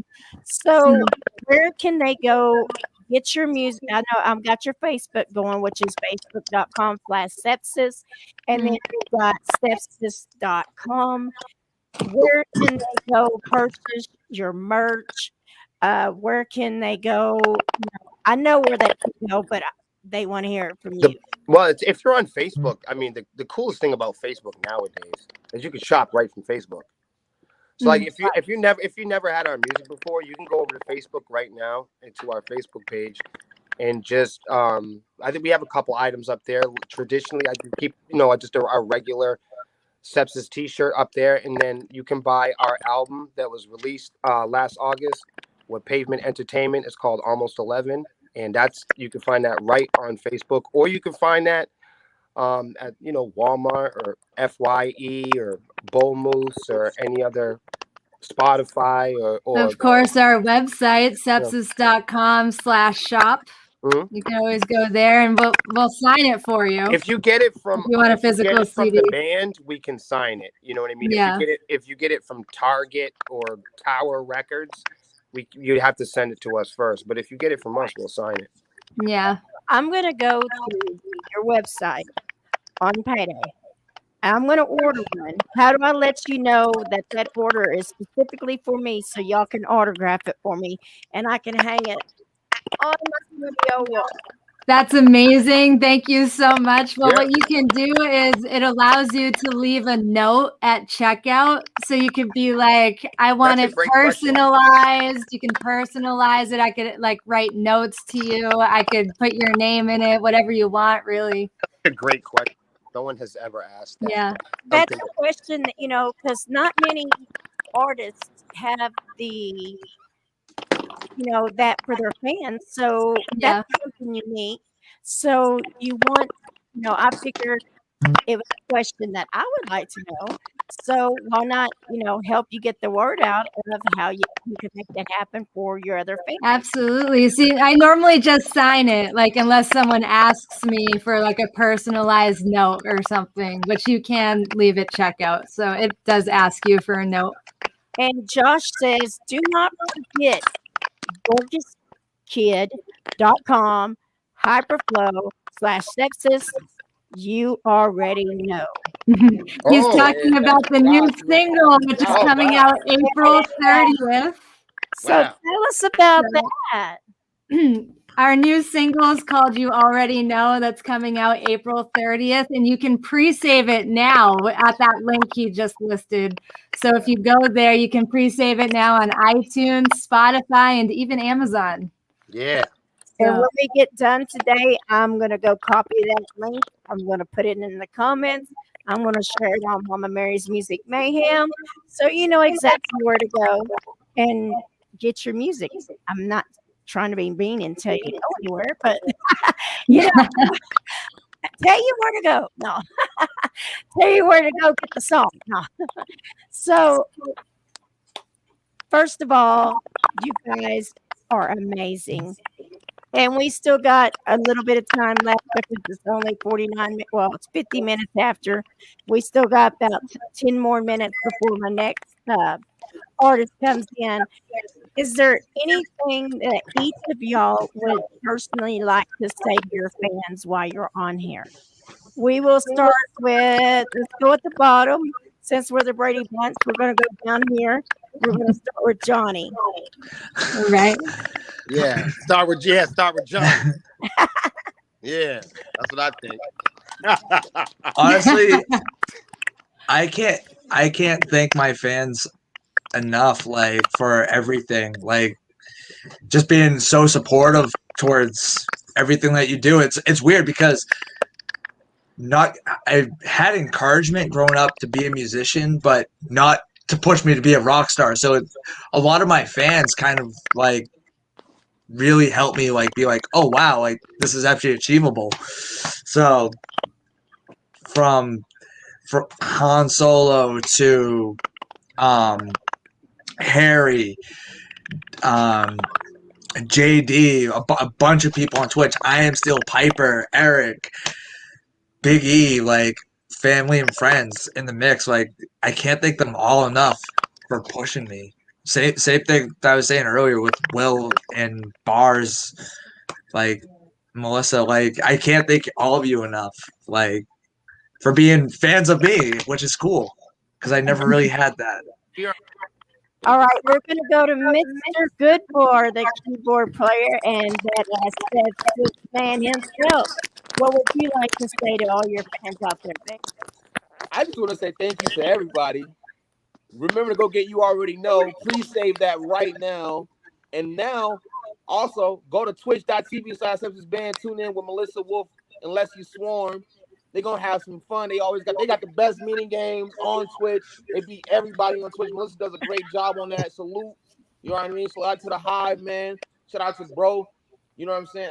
I be having a great time, man. I love this so much, man. I love everybody. I love the energy. It's beautiful, man. Bro, we on TV, bro.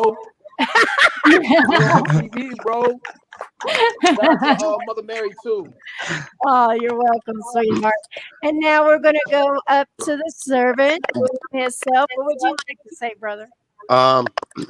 Realistically, I just, man, for me, it's when we started off on the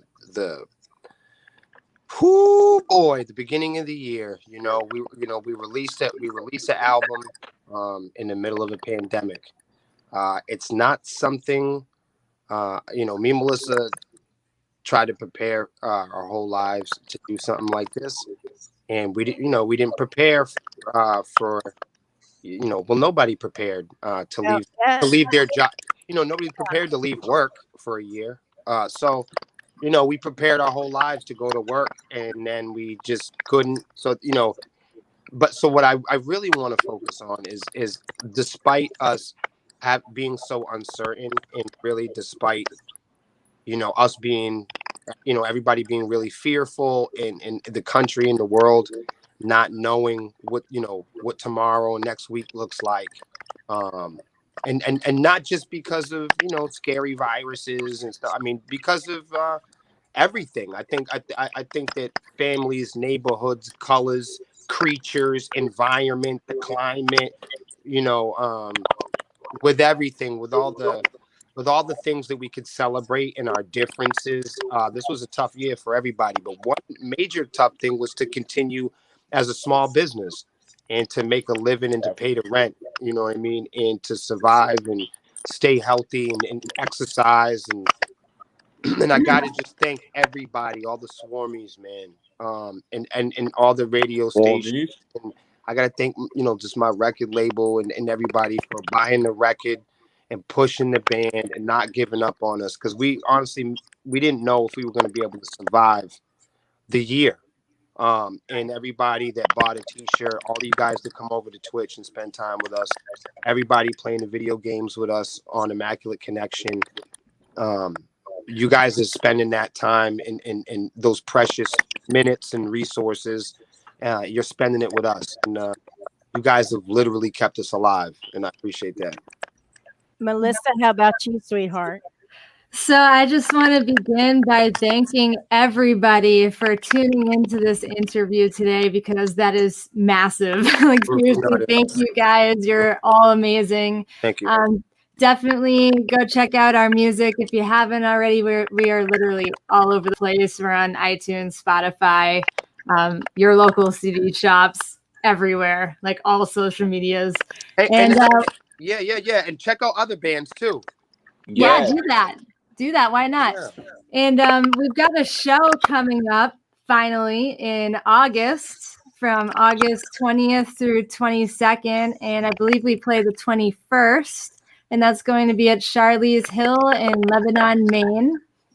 So if you happen to be in the New England area, I would definitely go to that show, because it's probably going to be our only New England show for a while. We are hoping to go on tour, hopefully within the next year or so, but we'll see how it all turns out with the whole pandemic situation. So, we're kind of going by ear right now, but that's the hope. And we hope to see you there. All right.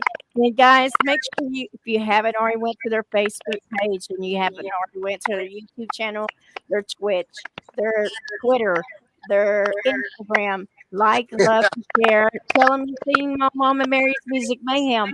Or if you were already fans, just send them some love and say, hey, I seen you today and you look beautiful. But guys, thank you so much for being Thank on. you so much, Thank Mary. you. And I Much would love to all of you. Much Yep. love. And I would love to get y'all back on here later in the year and get some updates and see what amazing things have happened with sepsis. And yeah, let's make it happen. All right. Absolutely, Mary. Thank you so much. No problem. You guys rock. I love you guys. You too. Love you too. God bless. You too. Peace Thank out. you. God bless. Peace. Yes. Yes. Awesome. Guys, that was sepsis. I just love them. They are amazing. And, you know, they like to spread love, happiness, and you know, like they said, they love to, you know, without their fans, they would not have survived through the year. I'm getting set up for my next one. And I am actually going to get the video set up first before I bring Mr. Rick up. And I'm actually going to bring, well, he went back out. I'll wait for him to come back in. But we have Rick, and I'm going to, there he is. All right. But I'm actually going to bring Mr. Rick up, and I am going to let him properly pronounce his band name. Now, the band is all the way from Germany. They are a badass, high energy, in your face, melt your face metal band.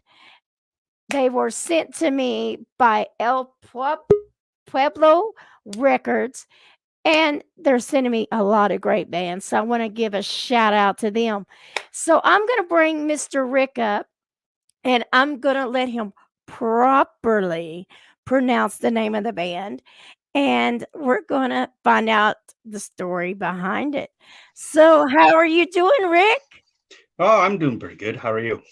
I was, you know, we tested this earlier, and I tested me saying your name, and I was trying to pronounce it earlier, and I messed it up, and I said, not going to do it. I'm going to let Mr. Rick tell you. The band's called Necronomicon. Necronomicon. I got necro, and I couldn't remember the bottom part. So, welcome, brother. Welcome, brother. How are you doing? Not too bad. It's been a long day, but not too bad, actually. Yeah, you were at work when we talked earlier, and Yeah. thank you for coming on and doing a little sound check. And so, Necronomicon, you are from Europe, correct? Well, the band is from Europe. I'm actually Canadian, and we have a guitarist also from the United States. So you got Glenn, members yeah. from all over. Yep. That is awesome. And you The got band started off as a complete German band, and then I toured with Necronomicon with my band Dark Ministry in 2019, and then their drummer basically couldn't do it anymore because of health issues. So they asked me if I would join, and I said, yeah. well, there you go. So Rick, other than you, you're on drums, correct? Yeah. And you got Glenn on guitar, Mm-hmm. Freddie on vocal. Freddie on vocals and rhythm guitars. All right. And Marco on bass. Right. And we couldn't get them today, but we're going to get you on later this year when we get the whole group on.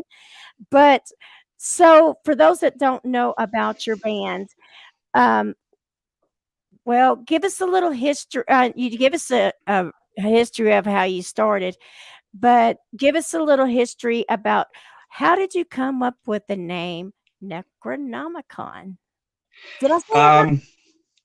Well, let's see. I wasn't part of the band at that time, but I know Freddie is right into old movies and books, and so he probably saw the name Necronomicon and it just clicked. That's the name of the band.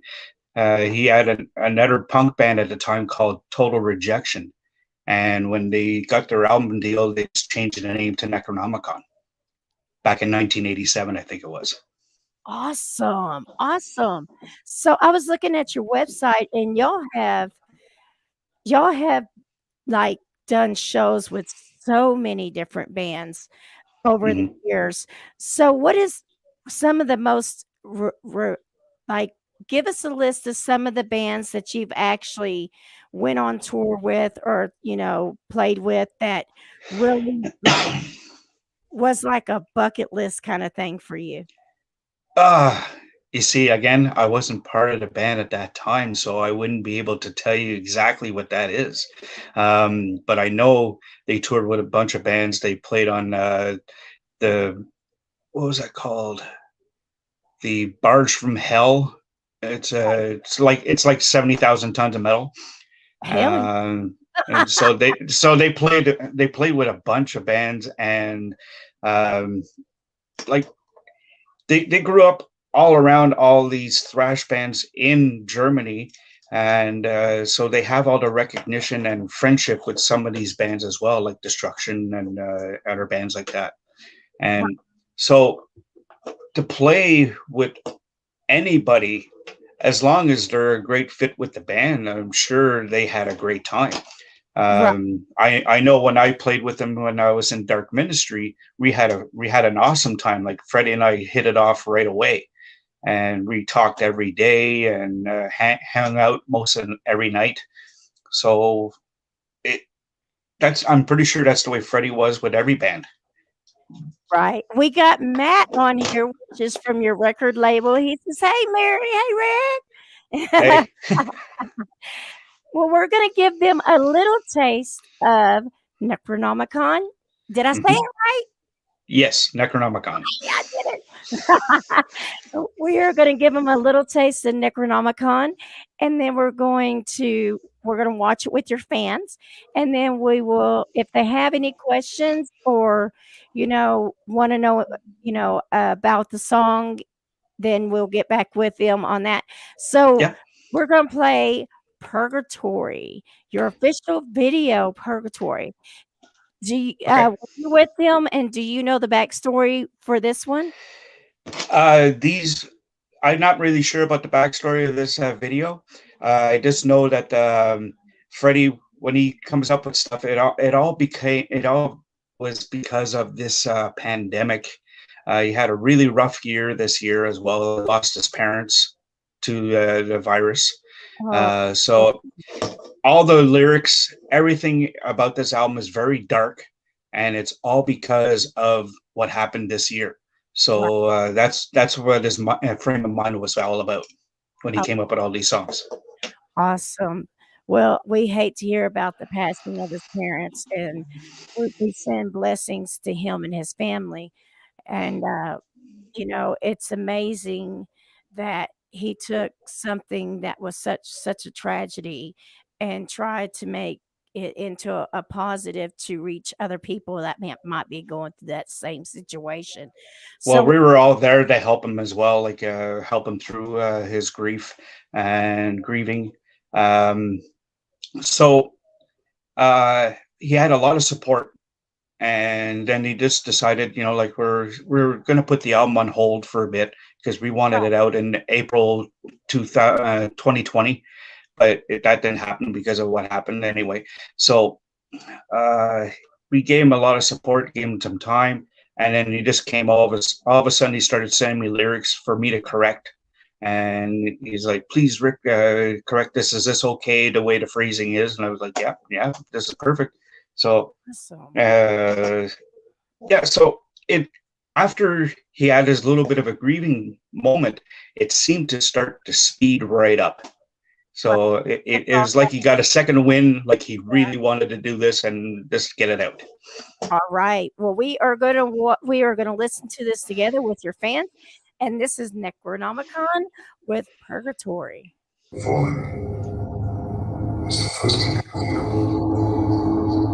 visual is just awesome already. Orders are clear, and yet all I can think about is the others. Each one traveled this same route. What was their fate? What awaits me on the other side? They have gone to a place where the light is cursed and darkness blinds the soul.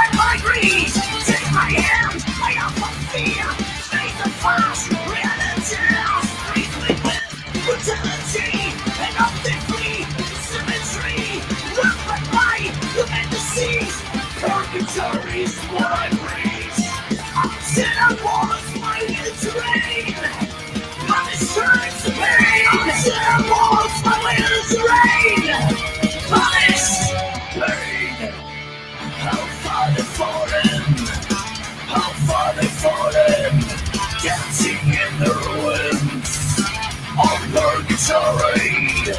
How far we've fallen, how far we've fallen, dancing in the ruins of purgatory.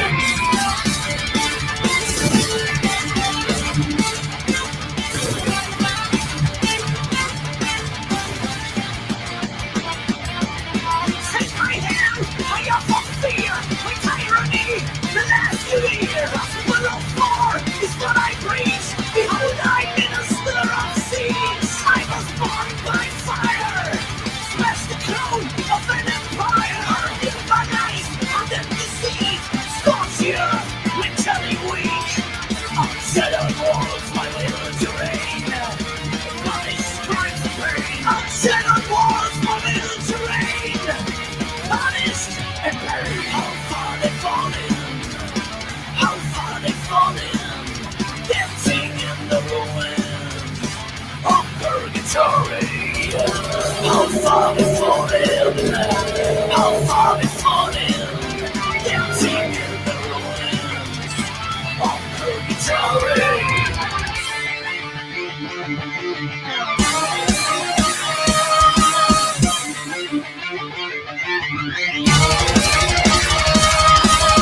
How far they've fallen, how far they've fallen, dancing in the ruins of purgatory.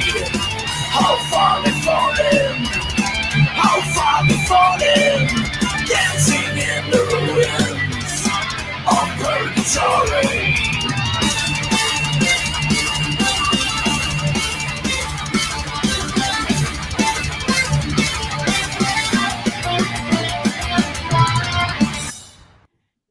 For a lyric video that was freaking awesome.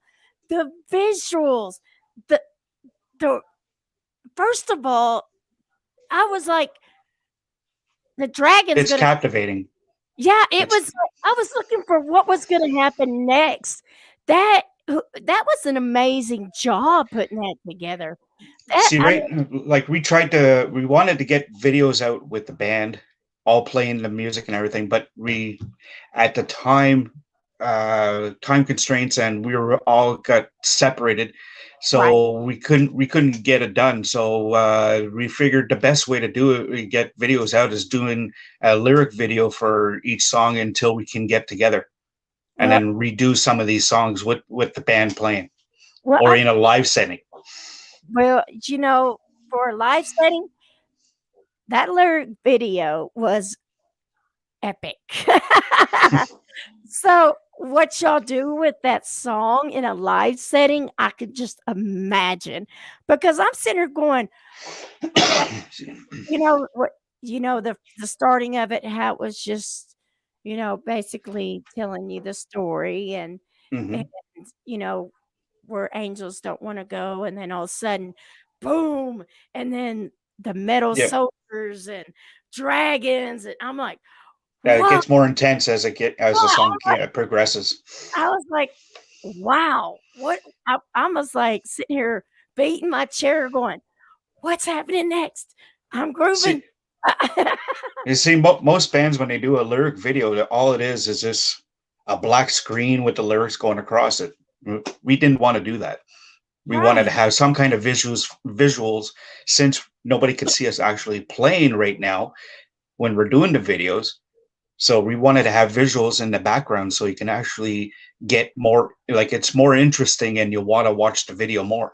Yeah, it still kind of gives you the story of the song. Yeah. And gives you what you're trying to get across with the song, without being able to do a live, full band video. That, kudos to y'all guys.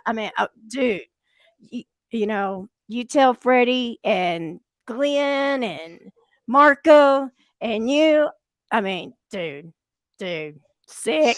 I love it. I'm gonna be I'll be like, guys, you want a real lyric video, you got to go check this out. You got to step it up. So you play drums. Yep. When did you first decide that you wanted to be a drummer? Give us a little. That what we're Okay. talking about the band, but give us a little history on Rick. Well, okay. Let's see. Um, I started playing the drums at the age of 7. I'm 53 now. Um, at 7 years old, actually, no, I started playing at 7 because I started watching videos with, you know, big band drummers like Buddy Rich. Um, and I liked Stuart Copeland from the Police as well, and of course Neil Peart. And then my uncle decided that he was going to take me to a concert, and he said, "Dude, you won't like these songs. You won't like the band because it's all love songs." I was 10 at the time, and we went there, and then this stage exploded. It was Kiss during the Love Gun tour. Oh, dude, yes. So I just sat there with my mouth wide open, watching Peter Criss all night, and I was like, "That's exactly what I want to do right there." What I'm gonna do. That's it. That's what I'm gonna do. So that's what I've been doing ever since. I can play guitar, I can play clarinet, a few other instruments as well. Not proficient, but I can get by on a lot of instruments. But drums is my passion. I've been drumming for another band at one time for almost 20 years called Exciter in Ottawa, Canada, and toured the world with that band. And then I had my own band, Dark Ministry, which would have been a very good band had, issues hadn't shown up and cracks showed up in the band and everything fell apart. But then all of a sudden, this is a blessing in disguise because my tour with Dark Ministry actually made me get to meet Freddie and Marco. And then magic. Then all of a sudden, now I'm in the band. Well, see, everything happens for a reason. And, technically, yeah, they say that. And so now you're moving on to this amazing adventure. And, like you said, with, the pandemic and everything, especially with, having members all over the country, in the United States, Canada, and Germany. Well, I can give you a little story on that. Like we were down there. We were down in Germany, Glenn and I and the band. We were down there practicing for the tour that was coming up. And 3 days after we showed up, we started practicing. The tour gets canceled because of COVID-19. So then Glenn and I trying to get back to Canada and the States was a complete nightmare because it took us 10 days. Like we were gone for a month to Europe, but it took us 10 days because Canada was going to close down their borders. The States were doing a lot of weird things as well. Right. And so to get a flight back here was a complete nightmare because every time we would book a flight, within 10 minutes to an hour, that flight was canceled. So we had to rebook and rebook and rebook. So it took us 10 days to get back here. Oh, no. So I had just gotten over there, was practicing, getting ready to go on tour. Oh yeah, we're all ready to go, gung ho. Like the day that the tour got canceled was the day before our first show. Oh man. Yeah, so it was kind of heartbreaking a bit because we're like we wanted to do this so badly. Right, and it wasn't like you guys were all in United States and could still. No, that's the whole thing. We all came from everywhere around the world just to meet up, get this thing going, and then it gets pulled out from us. And don't even know if you can get out and get home. Gosh, I mean. I could have had it. I probably could have stayed in Germany, Glenn as well. I'm sure the guys would have put us up for a little bit, but it was good to get home as well. Right. Because a lot of things happen, and we want to make sure that your loved ones and everything are okay as well. Exactly. In that circumstance. Yes, you want to be with your brothers, but you want to get back to your family. So because you don't know what's going to happen, none of us. Exactly. And your first instinct is, I've got to get to my family. I've got to. Yeah, well, in my case, like my mother had brain surgery not too long beforehand, so I was like, "Oh, here we go. I got to get home just in case something happens, because I Right. don't want to be stuck in Europe and find out something drastic happened." Right. Um, like just to give you an example as well, like when we did the album, I played the drums, and everything. I recorded the drums in December, I think it was 2019. Hmm. Okay. And I was coming back um, on the flight, and somebody got on the plane that was really sick coming back to Canada. Oh no. And he sat right in front of me. This is before everybody knew about this COVID-19 stuff. And Oh. I caught something. And when I came home, I had like my son had pneumonia because of it. I felt like I had pneumonia as well. I slept in a chair for like 2.5 weeks. Didn't feel well or anything, but they had not mentioned anything about COVID until a month later. That's when they said there's a virus out there. Oh my. So So I used to have like, don't laugh. I'm wondering how do you like the new look? Because when I was an Exciter and everything, my hair was, and if you look at the pictures of Necronomicon, my hair is black. right. But Right. but now, because of the like, I'm starting to get very used to it. But my hair turned almost like salt and pepper, and this turned basically white overnight. Wow. Now that's not nothing to laugh about. That makes you think. So it went. Well, it makes you think that I'm hard to kill. Blew my mind, dude. It tried, but Yeah, it tried, but it didn't work. Didn't work. body said, "I don't think so. I will fight you." And Yeah, like I said, I'm starting to weird. get used to the white and everything, and I may just leave it the way it is. I think you earned that. You earned that, brother. Wear it with pride. Dang, man, that's some. First of all, that's scary, and I'm glad that you survived. I'm glad that you're still here, and you Yeah, earned but like I said, I don't know if I had COVID. It's a very huge coincidence, though. right, right. I mean, and then your hair goes like that overnight. So Well, yeah, it started like getting white and whiter and whiter by the week, and then this turned basically all white. And when I showed Glenn, he was like, "Dude, what the hell happened to you?" I don't know. dude, I don't know. I have not a clue. That And is then Freddie said, "Oh, you look good like that." Okay, well maybe I'll stay like this. So there you go. keep it. That's a badge of honor because whatever it was, you kicked its ass, and you're still here, and wear it with pride, brother. I mean, it looks great. I mean, yeah, dang that.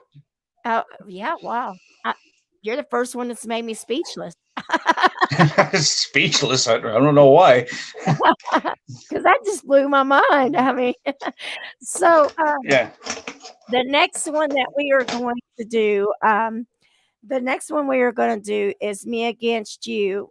Now, once again, if you are learning about them for the first time, their website scrolling on the bottom. It's www.necronomicon.eu, or you can look them up on facebook.com/.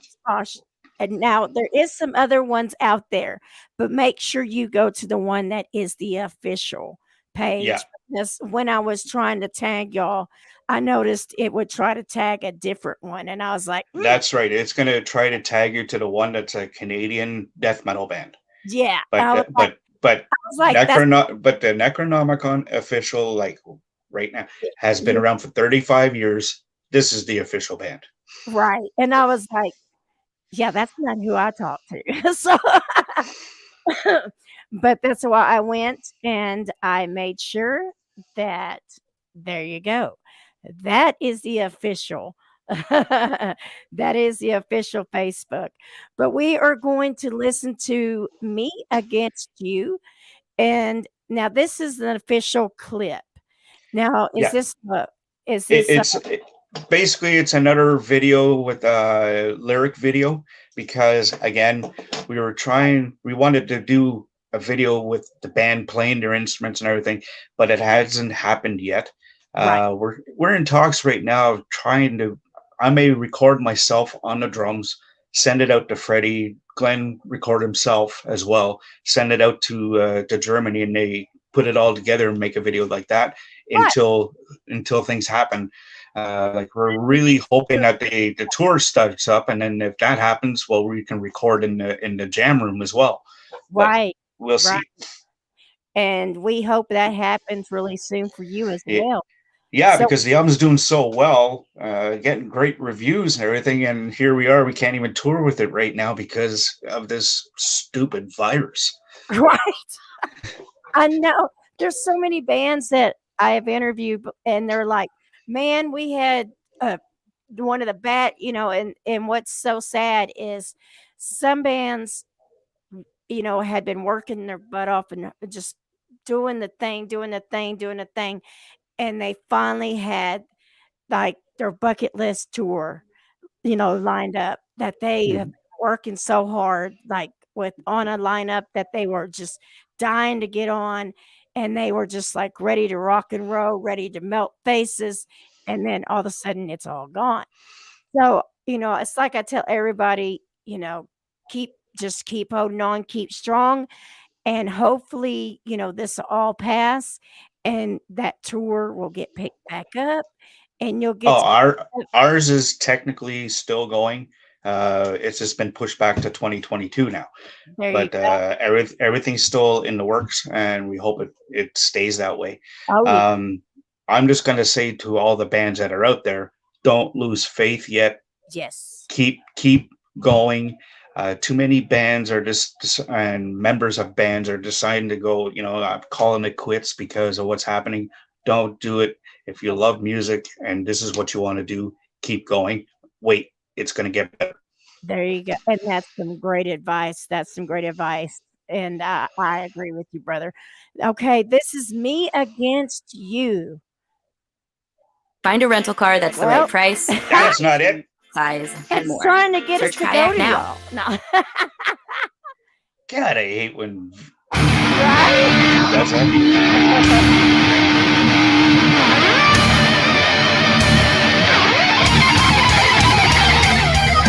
You need to get this, you need to get this straight. I will never cooperate, so is what I hate. You think you're in my head to tell me what to do. Well, if you break my back, I'm going to break his too. Me against you. Me against you, Titro. The whole world's still down below. Titro. Know how far we could fall.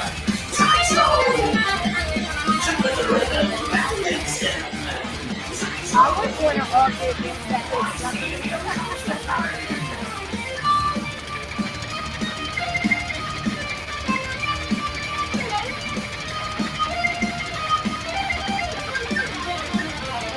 You're in my head, here we go again.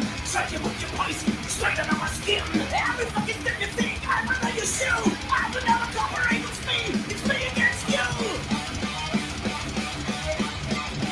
Me against you. Me against you. Titro.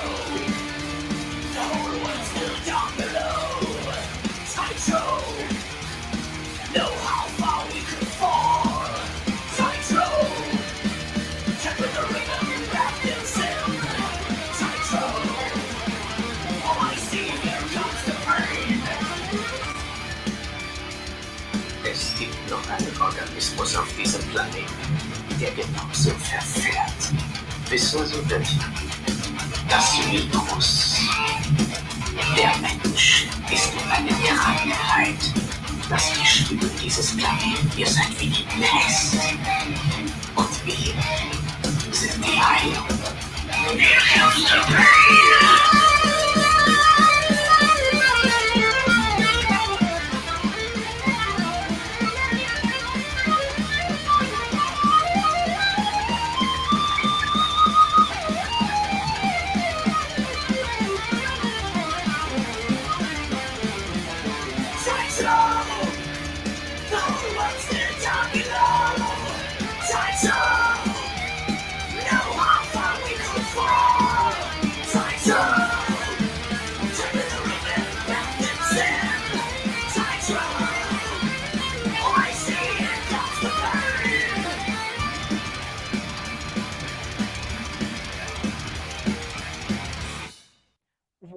again, the visual on that lyric video, I'm just sitting there going, what's going to happen next? What's going to happen next? And the ending of that coming across the dude. Fuck. Well, I like that part with the ending because it kind of looks like the world's coming to an end, and look at what we're in right now. Right. Everybody thinks the world's coming to an end, but it's not yet. It's not. We're coming back. We're coming back, and we're Yeah. coming back stronger. And you can really hear how angry Freddie is in that song. Oh, and as well he should be, but at least, he's taking such, which it's a tragedy, and He's using what happened yes, to fuel his music. right, and And actually that's very, very, very commendable of him, actually, because a lot of people would have just, like, okay, I'm going to take a couple of years off, or that's it for me. right, But no, he wanted to put this album out. We all worked hard on it in the first place. So like I did my drums like months before, right, and Marco was putting his bass parts to it, and Freddie was working on parts, and then the tragedy happened. So it's like the album's like, we're working on the album, and then it came to a stop because of what happened. right. And in the comments section, guys, I did put in the comment section, that is a link to their shop.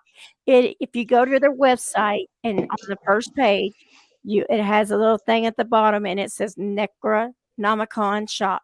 You can click that, but if there's the link right there, it will take you directly to your shop, their shop, so you can go buy their music. So, first of all, if you're watching, Freddie, we love you. We're watching, Glenn, we love you. Marco, we love you. And, you guys just keep, the fact that not only did you not let the pandemic, knock y'all down, just all the major stuff that you've been through and that has happened with personal life and your health and stuff, and y'all have kept going, I commend you on that. I mean, that is just amazing. And, I would love to get you guys back on here at a later date when we are able to get all of y'all on here. And because It'd be cool if we're all in the same room in Germany or something just before the tour or something, then we can all do this again. well, you let me know when, baby, and I will make it happen. Even if it's not on a Tuesday, even if it's on a Friday, Saturday, you just let me know when you're all going to be together, and we will make it happen. We will do Sounds it. good. So, first of all, I want to let's see. I actually had another video, the Nightmare Continuous. Now, is that one that it was actually written September 27th, 2019? That's right. Now, That was basically my introduction into the band, but I was not actually drumming on it. okay. That was the previous drummer, Chris. So, but if you look at the clip and you look at the video inside the clip, you'll see a picture of me here and there. Okay. Well, I'm gonna, if you don't mind, Yeah. because I'm really digging these, and I want to get everybody hooked on y'all.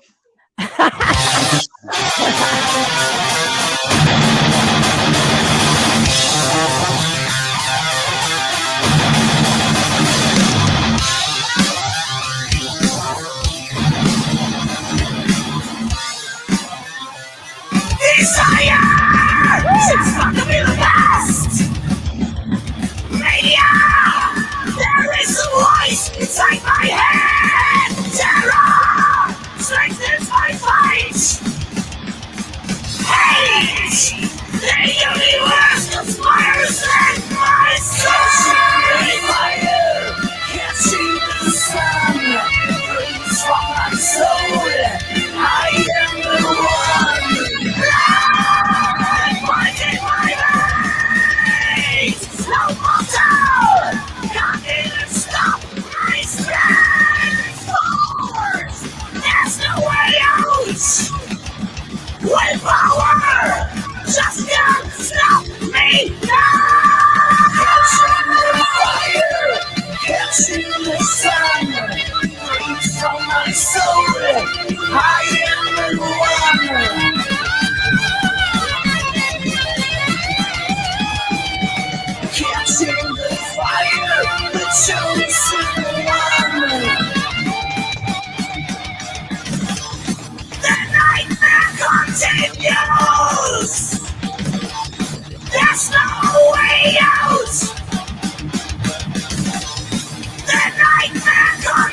use.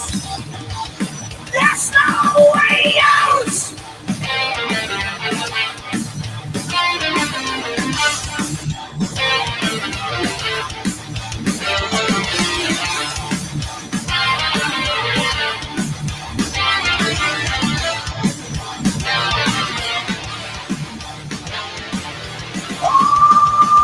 There's no way out. Willpower just comes down me now. The universe conspires at my sight. No mortal just can't stop me now. Hatred is my fight. Catching the fire, catching the sun, breathes from my soul. I am the one.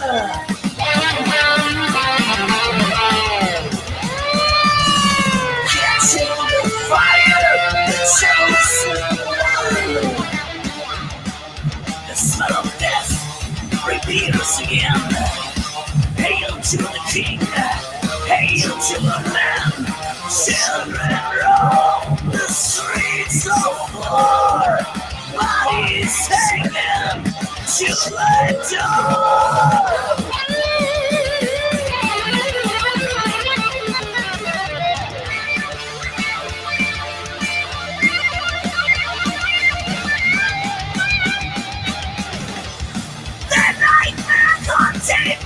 That was me. There's no way out. The nightmare continues. There's no way out.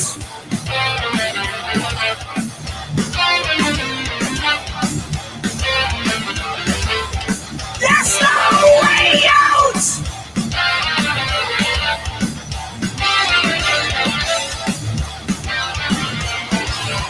There's no way out! The nightmare continues!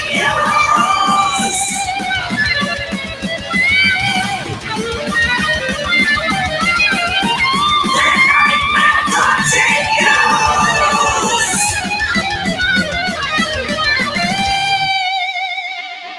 I love it. Yeah. Yes. That just makes me want to tear shit up. Now, for those watching, just in case Facebook does mute some of this video once, it does air, I will be sending each band a downloadable copy that they can have for their website, their YouTube channel, and it will be on YouTube. And so do not get upset. You won't miss anything, because I will be putting it on my Rock Type website. I also have a page for my Mama Mary's Music Mayhem, and I put copies of all my interviews on there as well. So if Facebook does mute any of these, and usually I'll get an announcement, but if it does, do not get distraught. You can go see the full version either through the band's YouTube, on my YouTube channel, or on my website. And Rick, this has been awesome, dude. This has been awesome. I am really digging y'all's music. I'm digging the way you're putting visuals with your lyric videos. And I mean, dude, I'm just happy. Well, this band is very professional. As you can see, we're all, even though we're like all around the same age, between 40s and 50s, we still have a lot of drive, and we still hit as hard and as aggressively and as brutally as any band out there. Hey, you know what? It's not the age. It's how you feel inside. It's how you feel inside and how you want to tear up the stage. Yes, it is. And I cannot wait to see video of y'all live. Or if you guys all get together and do a tour and end up in the United States, please let me know. I would love to see it. Just keep in touch with me. And like I said, at a later date, let's get, a later date in the year when we can get Freddie and Glenn and Marco Yep. and let's get y'all all back on the show and get some updates. Yep. And maybe we can get y'all, like you said, when you go over there and get ready for the tour to restart, we can get it out there and be like, all right, we waited, we stuck it out, we kicked butt, and here we go. Yeah, well, as soon as we get out there, we're really looking forward to getting out there again. As soon as we get out there, we will contact you for sure, and so we can set this up. It could be at 2 o'clock in the morning, mind you, because that'll be the time in Germany. You know what? It's about 6-7 hours ahead. Once you know when, and we Mhm. can set it up in advance, I can do it, and we can record it, and we can air it the next day, or we could do it at 2 o'clock in the morning. I don't give two shits as long as I get Sounds good. because I'm like into it now. Because like I said, today I chose to wait, even though I was on the websites and learning about each band, and some I already knew, but I wanted to actually y'all to see my first reaction to your videos. I'm going to start doing that. So, dude, I'm hooked. I'm hooked. That's all I got to say. All I know is this album's getting a bunch of great reviews. We're very happy with it. Even like the worst review, one guy didn't really like the album that much, but still gave it a 7.5 out of 10, which is really good.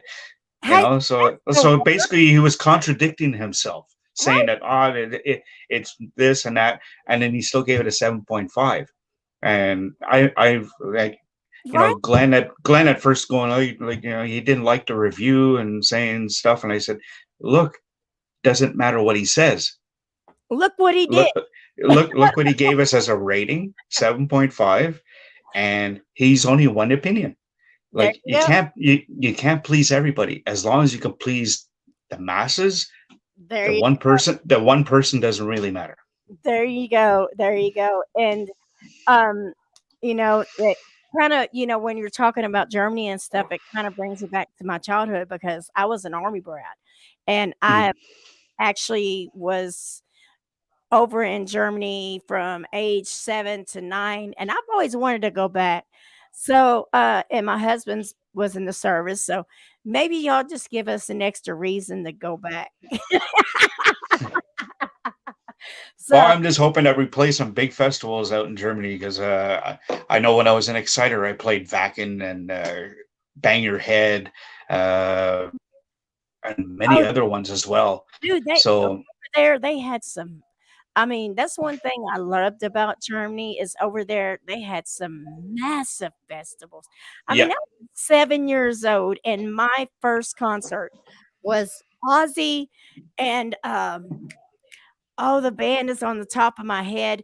Their album cover had the guy in the straight jacket with the Quiet Riot.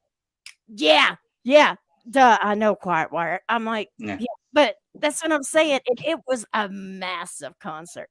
So I would love to see y'all on one of those stages. But you just keep in touch, brother, and you and Freddie and Glenn and Marco, when y'all do get together, and I mean it, I'm gonna be pestering you. Oh, that's fine. We can't hide. You know where our website is.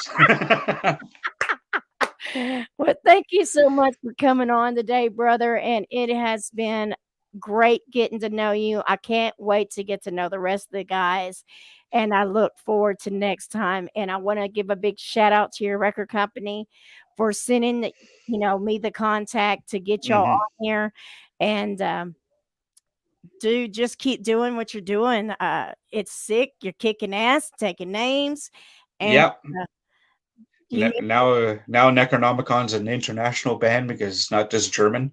So there is a slight different sound. But it's still there and more aggressive and powerful. And I love it. I love it. So you keep in touch, brother. We'll get you back on here when you get ready to go on tour. And when you talk to Freddie and Glenn and Marco, you tell Mama Mary said they kick ass. Sounds good. Thank you very much for the interview. Oh, no problem. Anytime, brother. I'll see you soon. See you later, everybody. All right. That is awesome. I have had such amazing day today. So Necronomicon, go check them out. Go like, love, and share. Let them know you're there. Tell them you've seen them on Mama Mary's Music Mayhem. Once again, like I said, if something happens and Facebook mutes part of this video, do not get upset. Go to my YouTube channel or go to Rocktite bookingagency.com, and on the Mama Mary's Music Mayhem tab, I will have this video, and all my videos and interviews are up there, or the bands will have the video as well. But before I get off here, I do want to give one more shout out. For next Tuesday, I will be interviewing Ronnie Hoxie from Flirt Magazine. I've scheduled that day specifically for him. It will be at 5 p.m. because I want to go over a lot of things with him. He's been put a lot of bands in his magazine. So you got the beauty and you got the music. So you get the best of both worlds. So I'm going to put the advertisement up for that. That will be next Tuesday at 5 p.m. Central Standard Time. And here you go. There's some things that you'll never see. You still give me more, yeah, yeah. Give it to me one time, baby. Give it to me 2 times, honey. Give it to me all night long, yeah. I'm gonna give it to you.